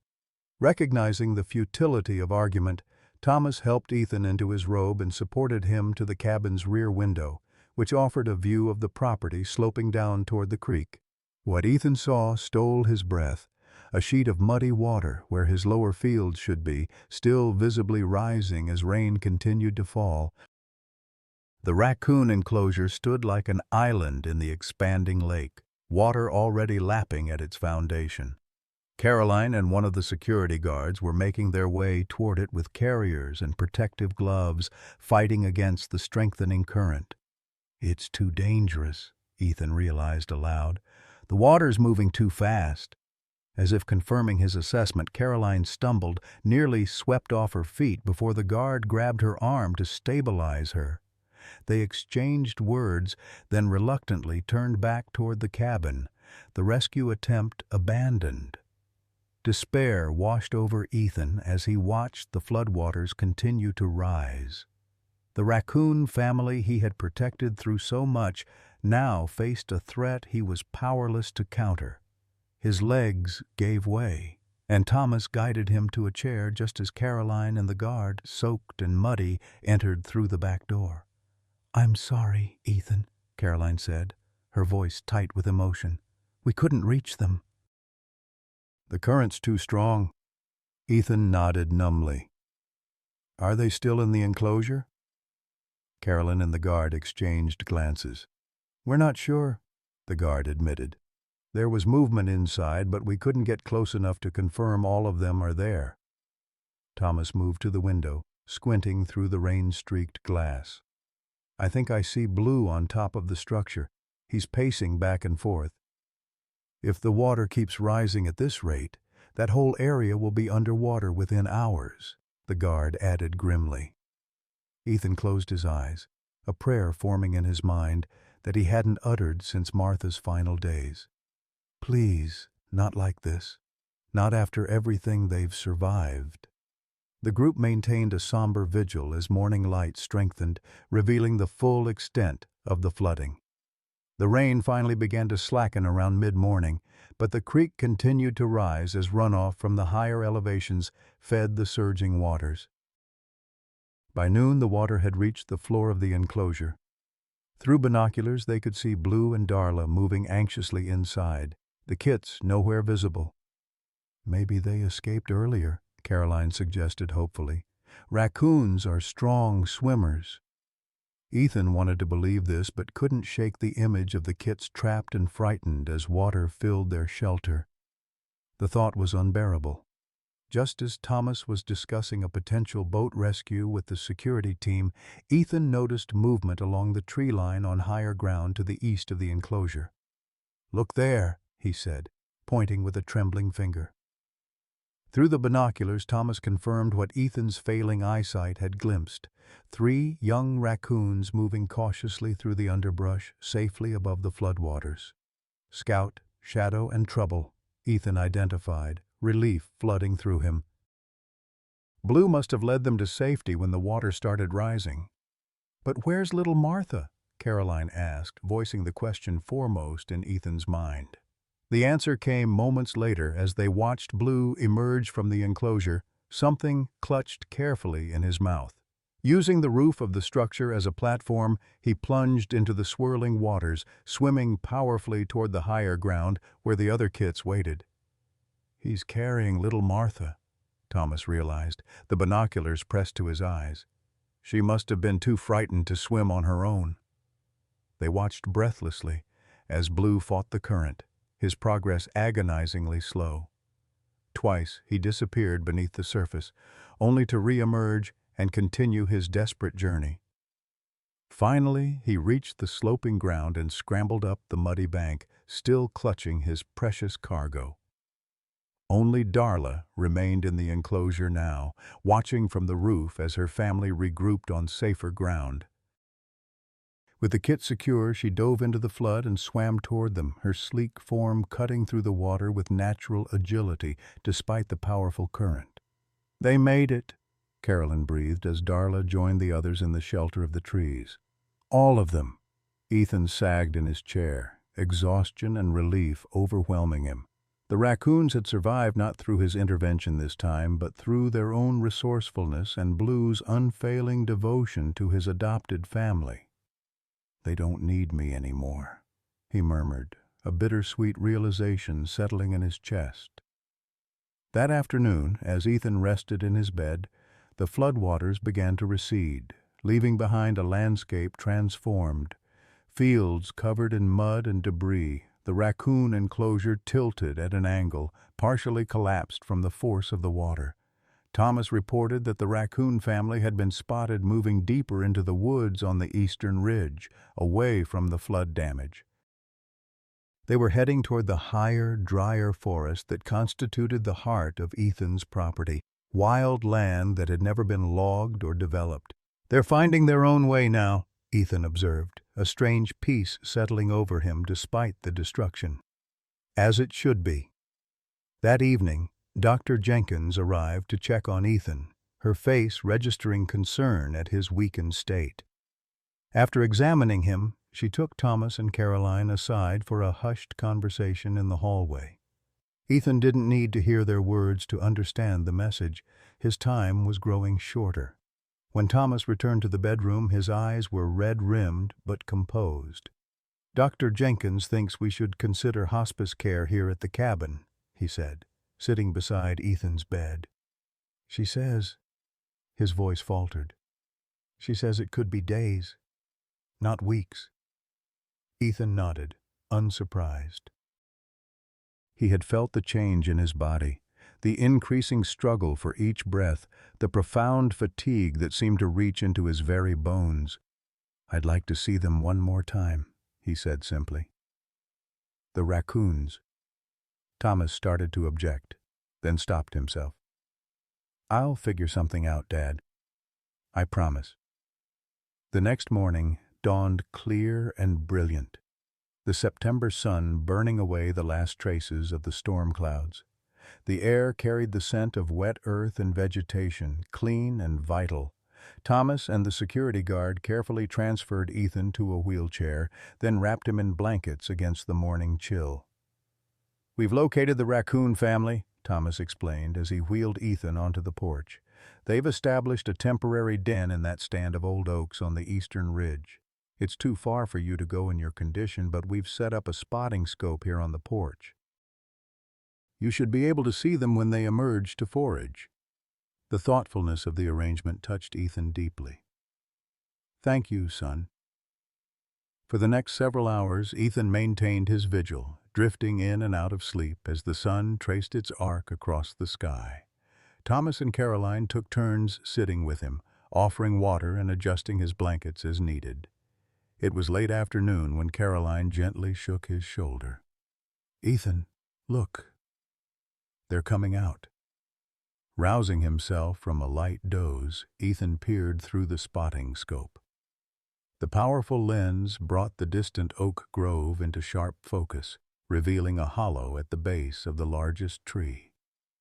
As he watched, Blue emerged first, scanning the surrounding area with alert caution before chittering softly over his shoulder.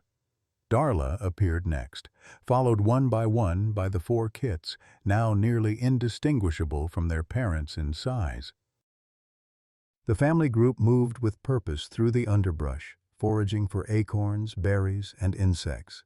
Their coordination was beautiful to behold, a synchronized dance of survival honed by millions of years of evolution and strengthened by the unique bonds they had formed.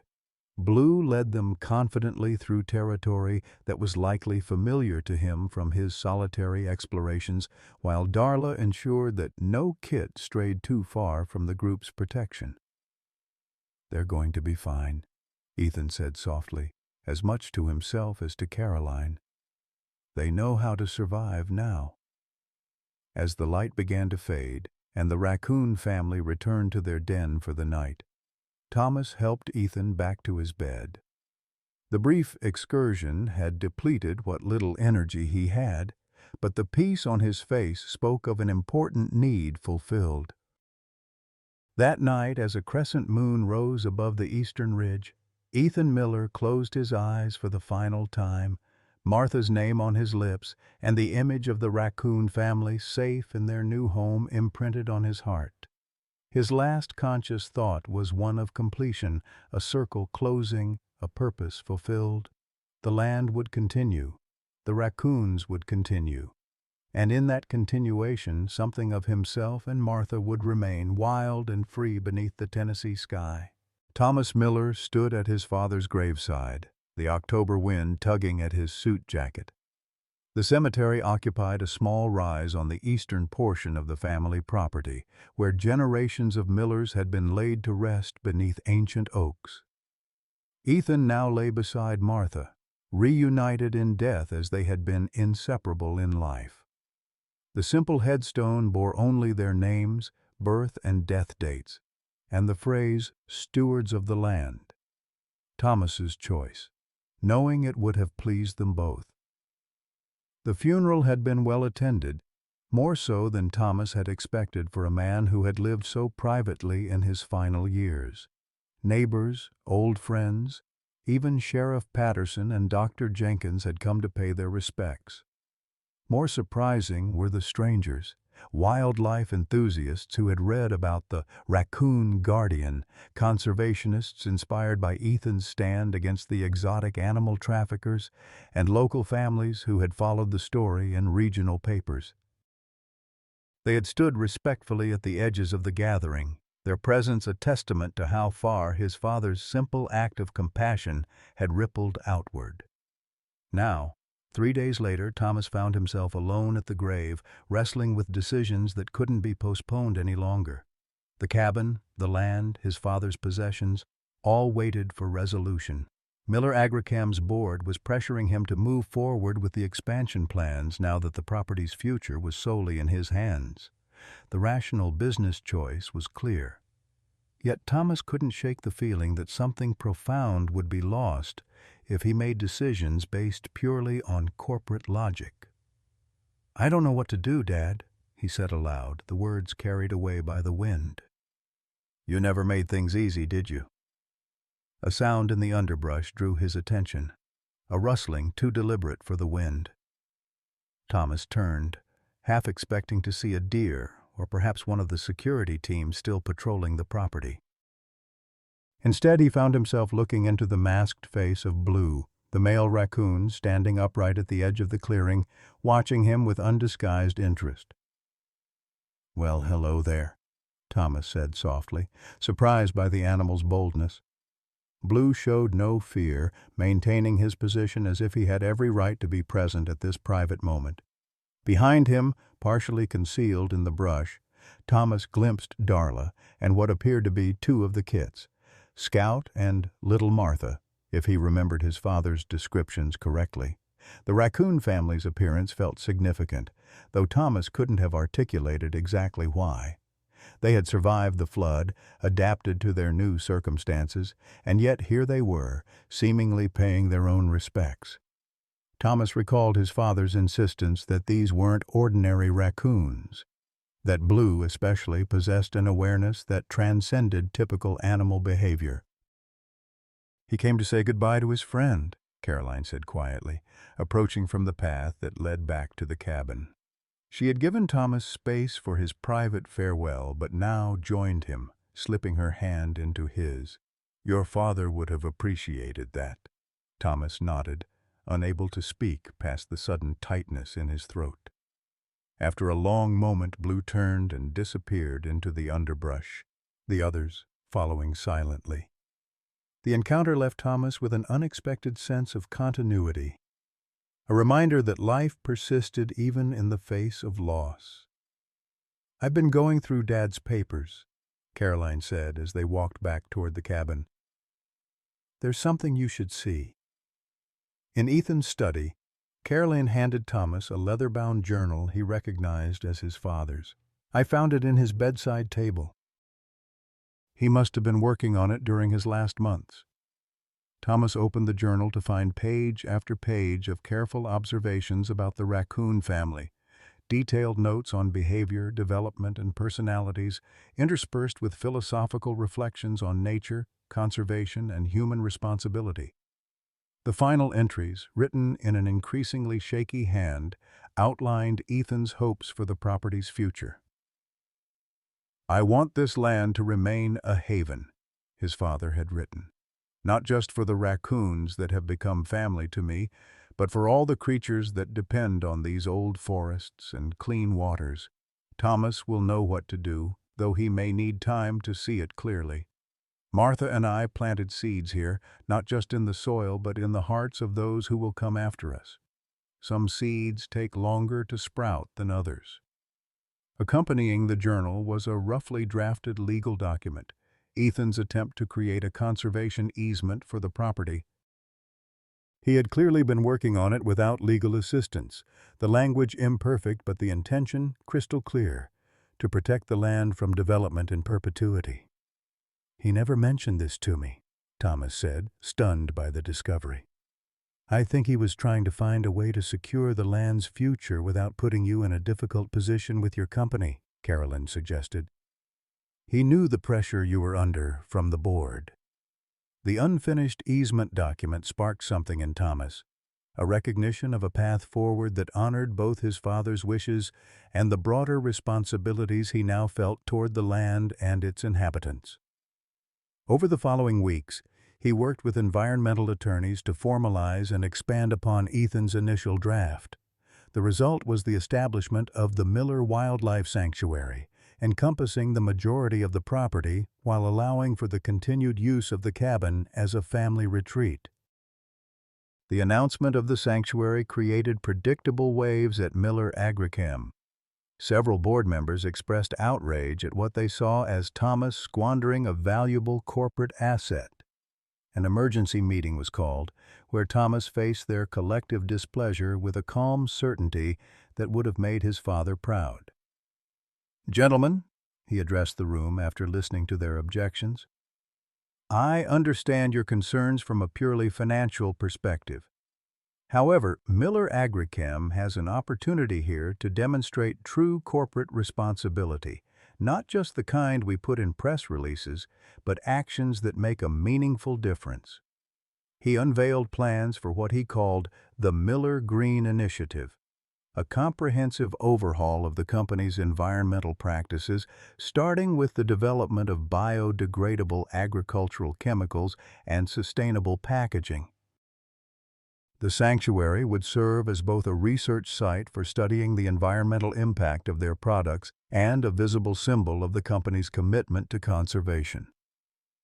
My father's experience with those raccoons taught me something important, Thomas concluded. When we protect the most vulnerable, we often discover strengths and connections we never imagined possible. This sanctuary isn't just about honoring his memory. It's about securing our company's future in a world that increasingly demands genuine environmental stewardship. To Thomas's surprise, the resistance he expected gradually transformed into cautious support as board members recognized the potential marketing advantages and regulatory benefits of positioning Miller Agrichem as an industry leader in sustainability. The financial press, initially critical of the decision to waste valuable real estate, began publishing favorable articles about the company's innovative approach to corporate social responsibility. As autumn deepened into winter, the sanctuary took shape. The cabin underwent modest renovations to serve as both a family retreat and a small visitor center where educational programs could be conducted. Lisa Martinez's photographs of the Raccoon family featured prominently in the displays, along with the story of Ethan's unlikely friendship with them. Margaret Wilson, the Kentucky wildlife rehabilitator who had raised Blue, made the journey to visit the sanctuary before her health failed completely. Thomas arranged for her to stay in the cabin, where from the comfort of the porch she could observe Blue and his adopted family in their natural habitat. "Benjamin always was special," she told Thomas as they watched the raccoons foraging at the forest edge. "I knew when I released him that he'd find his way. I just never imagined he'd find such a perfect place to belong." The visit seemed to bring Margaret a sense of closure. She passed away peacefully 2 weeks after returning to Kentucky, having seen that her former charge was thriving in his wild home. The Raccoon family continued to inhabit the eastern ridge through the winter, occasionally venturing near the cabin during particularly harsh weather. Thomas and Caroline, who now spent most weekends at the property, maintained Ethan's practice of leaving food during the most severe cold snaps, though they were careful not to encourage dependence. As spring approached, Thomas noticed a subtle change in the raccoons' behavior. The young ones, no longer kits but fully grown raccoons, began to range further from the family group, exploring potential territories of their own. Scout was the first to establish independence, claiming a section of the northern property near a small tributary of the main creek. Shadow followed, setting up in a hollow tree closer to the cabin. Trouble ventured furthest, occasionally disappearing for days before returning briefly to the family group. Only little Martha remained consistently with Darla and Blue, seeming content with the family arrangement. Thomas wondered if she might stay permanently, forming an extended family unit unusual among raccoons, but perfectly in keeping with this particular group's unconventional history. During this period of transition, Thomas found himself increasingly drawn to his father's journal, reading and rereading the observations with new appreciation. Ethan had documented not just behaviors but relationships, the complex social bonds that had formed between these animals, defying conventional wildlife science. Thomas began adding his own notes, continuing the record his father had started. One crisp March morning, as Thomas sat on the porch with his coffee and binoculars, he noticed unusual activity near the raccoon's den. Blue and Darla seemed agitated, moving back and forth from the den entrance to the surrounding area as if searching for something. Through the binoculars, Thomas could see that little Martha was nowhere in sight. Concerned, he set out toward the eastern ridge, following the path that had become familiar over the winter months. As he approached the den area, he heard a distressed chittering from somewhere to his right. Moving cautiously through the underbrush, he discovered little Martha trapped in an old hunting snare. Not one of the traps set by Ray and his associates, but an ancient device likely forgotten years ago by some long-gone hunter. The young raccoon was panicked, but not seriously injured, the rusty snare having caught around her midsection without breaking the skin. Still, she couldn't free herself, and her struggles risked causing self-injury. Thomas approached slowly, speaking in the calm, steady tone he had heard his father use. "Easy now, little Martha. I'm going to help you." To his surprise, the raccoon calmed somewhat at his voice, watching him with the intelligent gaze so reminiscent of her mother. Blue and Darla appeared at the edge of the clearing, chittering anxiously but making no move to interfere as Thomas carefully loosened the snare and freed their daughter. The moment she was released, little Martha scampered to her parents, who inspected her thoroughly before all three disappeared into the forest. The encounter left Thomas with a profound sense of connection, not just to the raccoons but to his father, whose gentle influence seemed to echo through this small act of assistance. That evening, as Thomas recorded the incident in the journal, Caroline joined him in the study. "I've been thinking," she said, setting a cup of tea beside him. "What would you think about spending more time here, not just weekends, but maybe permanently?" Thomas looked up, surprised. "You'd want to live here?" "What about your job, the kids' schools?" "I can work remotely most days. The children's school year ends in June. We could try it for the summer, see how it feels." She gestured toward the journal. "I've watched you these past months, Thomas. You're different here, more centered, more at peace, like your father was." The suggestion resonated more deeply than Thomas could have anticipated. He had found himself increasingly reluctant to return to Knoxville each Sunday evening, the city's pace and pressures feeling at odds with the person he was becoming on this land. "What about the company?" he asked, though the question felt more like a formality than a genuine obstacle. Caroline smiled. "You've already restructured half of Miller Agrichem's operations to allow for more remote work. Maybe it's time the CEO took advantage of his own policies." By early summer, the decision was made. The family's Knoxville house went on the market, and renovations to expand the cabin were underway. Emma and Jake, initially skeptical about moving to the middle of nowhere, became enthusiastic converts after their first encounters with the wildlife that populated the sanctuary. The Raccoon family continued their gradual dispersal, a natural process that Thomas documented with bittersweet faithfulness. By midsummer, only Blue, Darla, and little Martha remained together, the others having established their own territories across the property. Thomas occasionally glimpsed Scout or Shadow during his daily walks, noting with satisfaction that they remained within the sanctuary's protected boundaries. In late July, Thomas received an unexpected email from Dr. Sarah Jenkins, his father's physician. She had been following the development of the sanctuary through local news and had a proposal to discuss.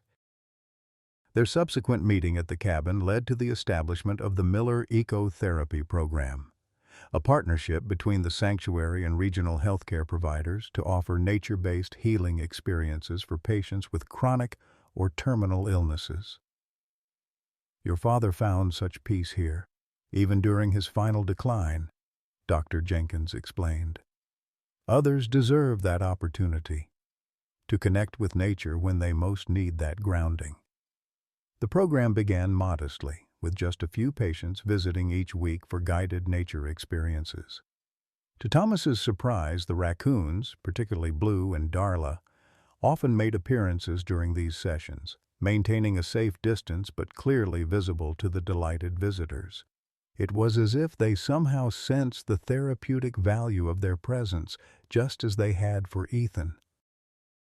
As summer waned into autumn, marking a full year since Ethan's passing, Thomas organized a small ceremony at the sanctuary to officially dedicate the visitor center that now adjoined the cabin.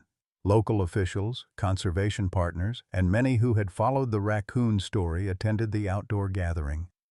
During Thomas's remarks, a hushed murmur spread through the audience. Following their gaze, he turned to see Blue and Darla at the forest edge, observing the proceedings with characteristic attentiveness. Little Martha was with them, along with what appeared to be 3 tiny kits, evidence that the family line would continue into another generation. "I believe my father is with us today," Thomas said, his voice steady despite the emotion welling within him.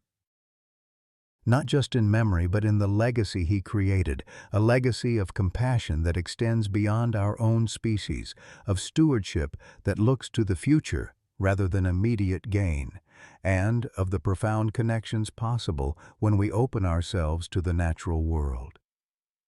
As if in acknowledgement, Blue chittered softly before leading his expanding family back into the forest that would remain their protected home for generations to come. That evening, Thomas sat alone on the porch, watching the sunset paint the hills in hues of gold and amber.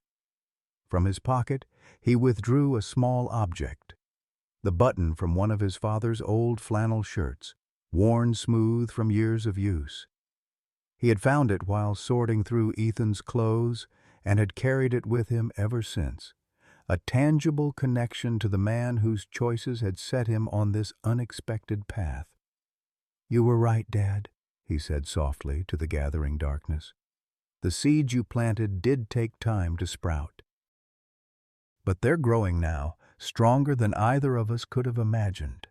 A familiar chittering sound came from nearby, and Thomas smiled, knowing without looking that his father's unlikely friends had come to share the moment. In their continuing presence, in the sanctuary that would protect them and countless other creatures, in the family that now called this land home, Ethan Miller's simple act of kindness had transformed into something enduring and profound.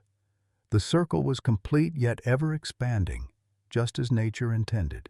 1 year after the dedication of the visitor center, the Miller Wildlife Sanctuary had blossomed beyond Thomas's most optimistic projections. What began as a personal tribute to his father had evolved into a thriving conservation hub, drawing visitors from across the state and garnering national attention for its innovative approaches to wildlife protection and environmental education.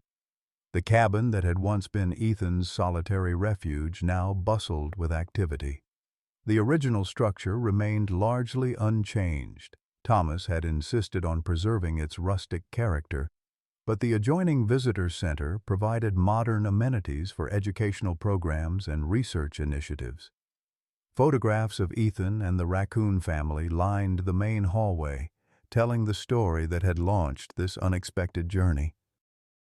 On this particular autumn morning, Thomas stood on the familiar porch, coffee mug in hand, watching a school bus navigate the improved driveway that now led to the sanctuary's main entrance. Today marked the beginning of the fall education program, where local school children would learn about forest ecosystems and wildlife conservation through hands-on experiences. "First group's right on time," Caroline noted, joining him with her own steaming mug. After a year of full-time sanctuary management, she had developed a finely tuned sense for the rhythms of the operation. Thomas nodded, feeling the familiar mixture of pride and wistfulness that often accompanied these milestones. "Dad would have grumbled about all these people tramping around his property," he mused, "but I think secretly he'd be pleased." "Not so secretly," Caroline countered with a smile. "He'd be out there telling those kids exactly how to spot raccoon tracks and which berries are safe to touch." The image brought a warm chuckle from Thomas. His father's gruff exterior had always barely concealed his willingness to share knowledge with anyone genuinely interested in the natural world. As the children disembarked from the bus, 24th graders from Lebanon Elementary, Thomas recognized their teacher as Lisa Martinez, who had traded her wildlife photography career for education after the sanctuary's establishment offered her a chance to share her passion more directly. "Mr. Miller," Lisa called, waving as she guided her excited students toward the gathering area. "Perfect weather for our forest exploration today." Thomas waved back, then turned to Caroline. "I should go welcome them. Are the trail guides ready?" "All set." And Emma's prepared a special presentation about the Raccoon family for after lunch. Thomas's daughter had developed an unexpected passion for wildlife education, spending her afternoons and weekends assisting with sanctuary programs despite being only 10 years old. Her natural ability to connect with both animals and visitors had become one of the sanctuary's most charming features. As Thomas headed down to greet the school group, he spotted a familiar figure already engaging with the children. Jake, now 12, was showing them a collection of feathers, shells, and tracks he had carefully mounted and labeled. His son had transformed from a technology-obsessed city kid to an enthusiastic junior naturalist, his bedroom walls now covered with wildlife identification charts rather than sports posters. The family's transition to full-time sanctuary life hadn't been without challenges. Thomas still traveled to Knoxville twice weekly for in-person board meetings, and both children occasionally expressed missing their former urban amenities, but these moments, watching his son confidently explaining the difference between raccoon and opossum tracks to rapt listeners, confirmed that the decision had been right for all of them. The morning's educational activities proceeded smoothly, with the children rotating through stations that taught them about forest ecology, water conservation, and wildlife habitats.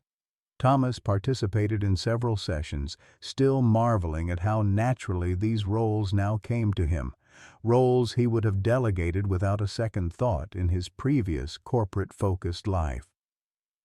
After lunch, the children gathered in the outdoor amphitheater nestled against the eastern ridge, the same ridge where Ethan had spotted the raccoon family after the flood. Emma took center stage, her auburn hair catching the autumn sunlight as she began her presentation about the sanctuary's most famous residents. "The story of our sanctuary begins with a raccoon named Darla," she explained, clicking through professional photographs on the large screen behind her. "My grandfather found her when she was sick and pregnant, and he decided to help her even though most people think of raccoons as pests." Thomas stood at the back of the seating area, chest swelling with pride as his daughter recounted the tale with the same reverence others might reserve for family legends.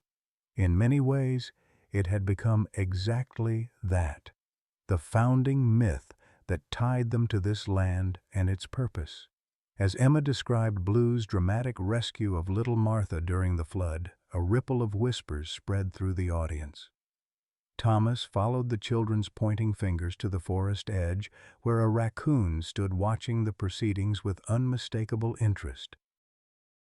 "That's little Martha herself," Emma announced excitedly, recognizing the distinctive white patch on the raccoon's right ear.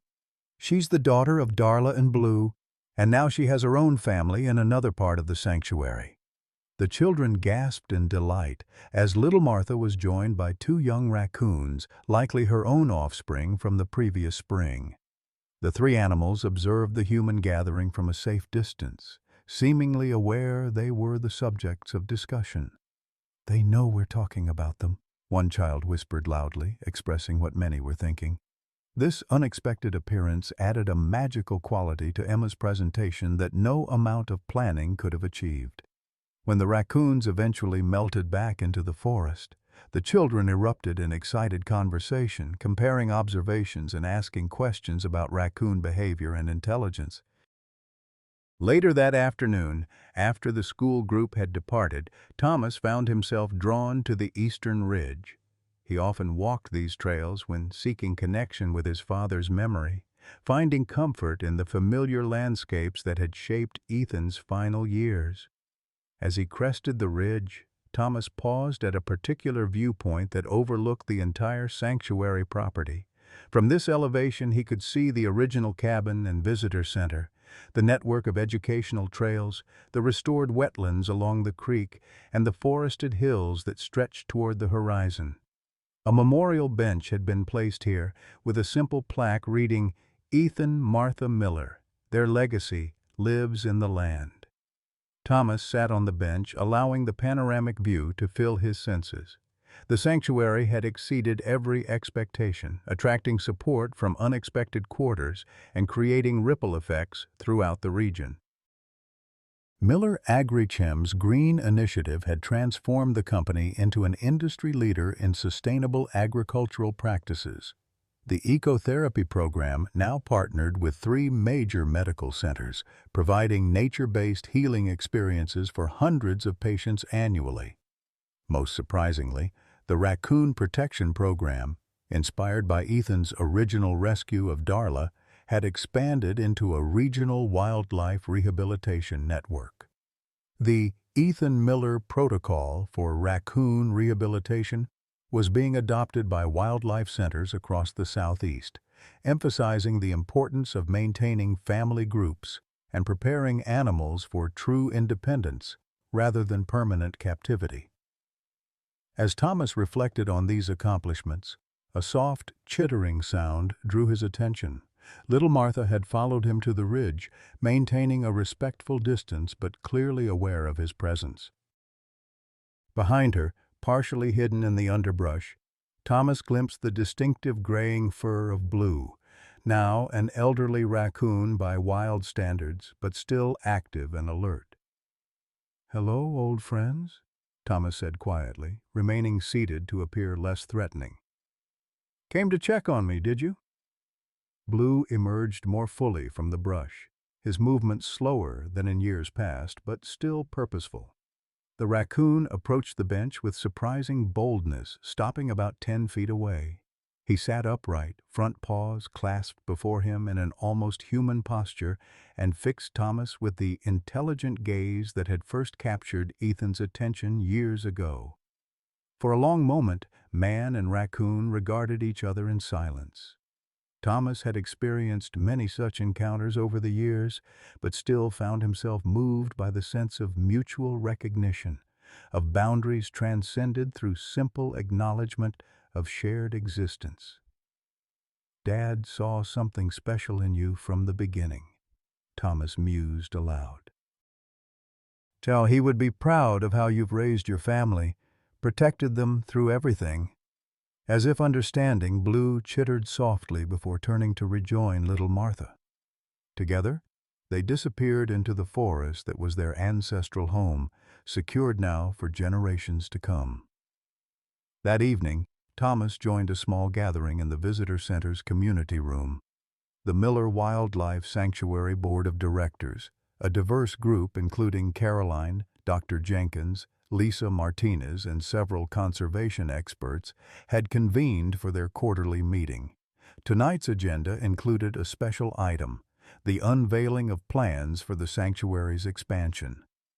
"The Webster property acquisition will add nearly 200 acres to our protected area," Thomas explained, displaying a map on the large screen. "This connects our eastern boundary with the state forest, creating an uninterrupted wildlife corridor spanning over 2,000 acres. Caroline added, "The Webster family is offering a significant discount on the sale price. Given our conservation mission, they've watched what we've accomplished here and want to be part of continuing that legacy." The board discussed logistics, funding, and implementation timelines with the efficient camaraderie that had developed through their shared purpose.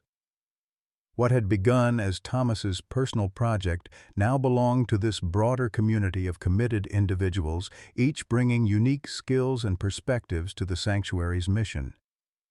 As the meeting concluded, Dr. Jenkins raised her glass in a toast.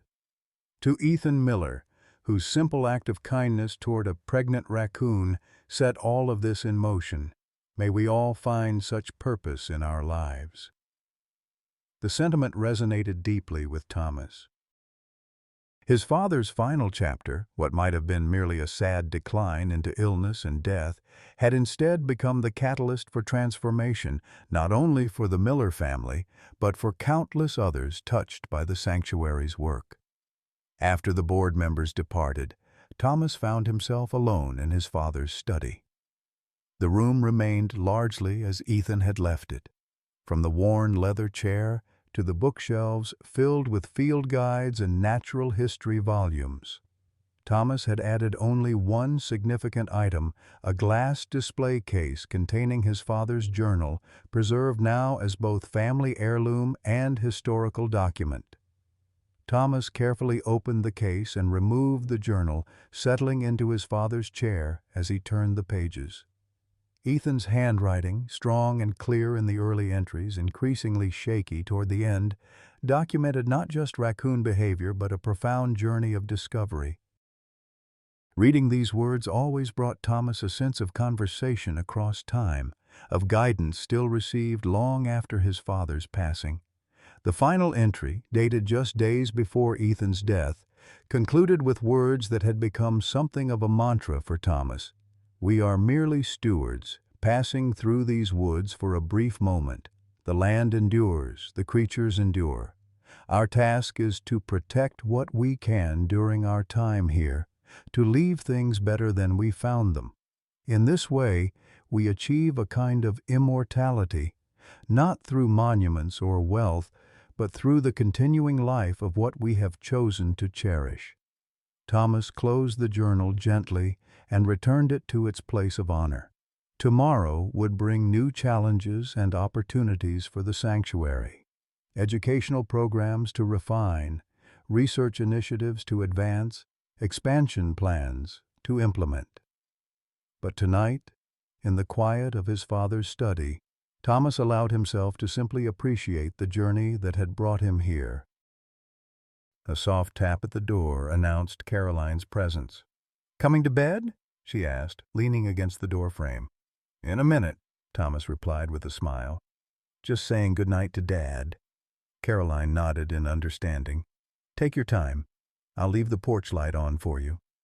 After she left, Thomas stood by the window overlooking the property, now silvered by moonlight. Somewhere in those shadowed woods, the Raccoon family was going about their nocturnal routine, foraging, playing, teaching young ones the skills they would need to survive.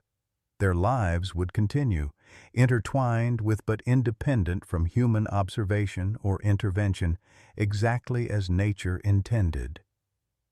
In this balance, this respectful coexistence, Thomas had discovered his father's greatest legacy.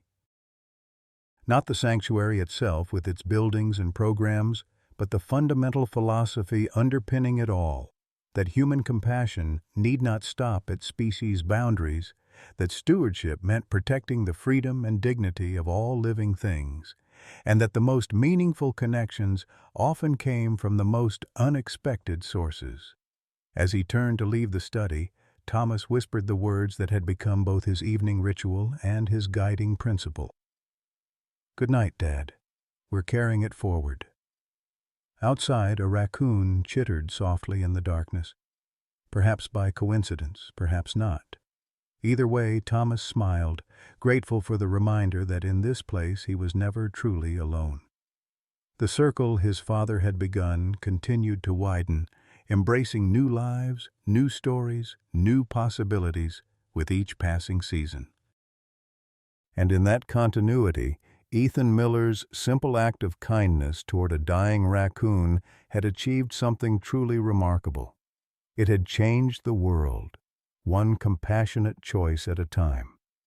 When Ethan Miller extended his hand to help a dying raccoon, he never imagined he was creating a legacy that would outlive him. His story reminds us that it's never too late to find new purpose, to heal broken family bonds, or to make a difference in this world.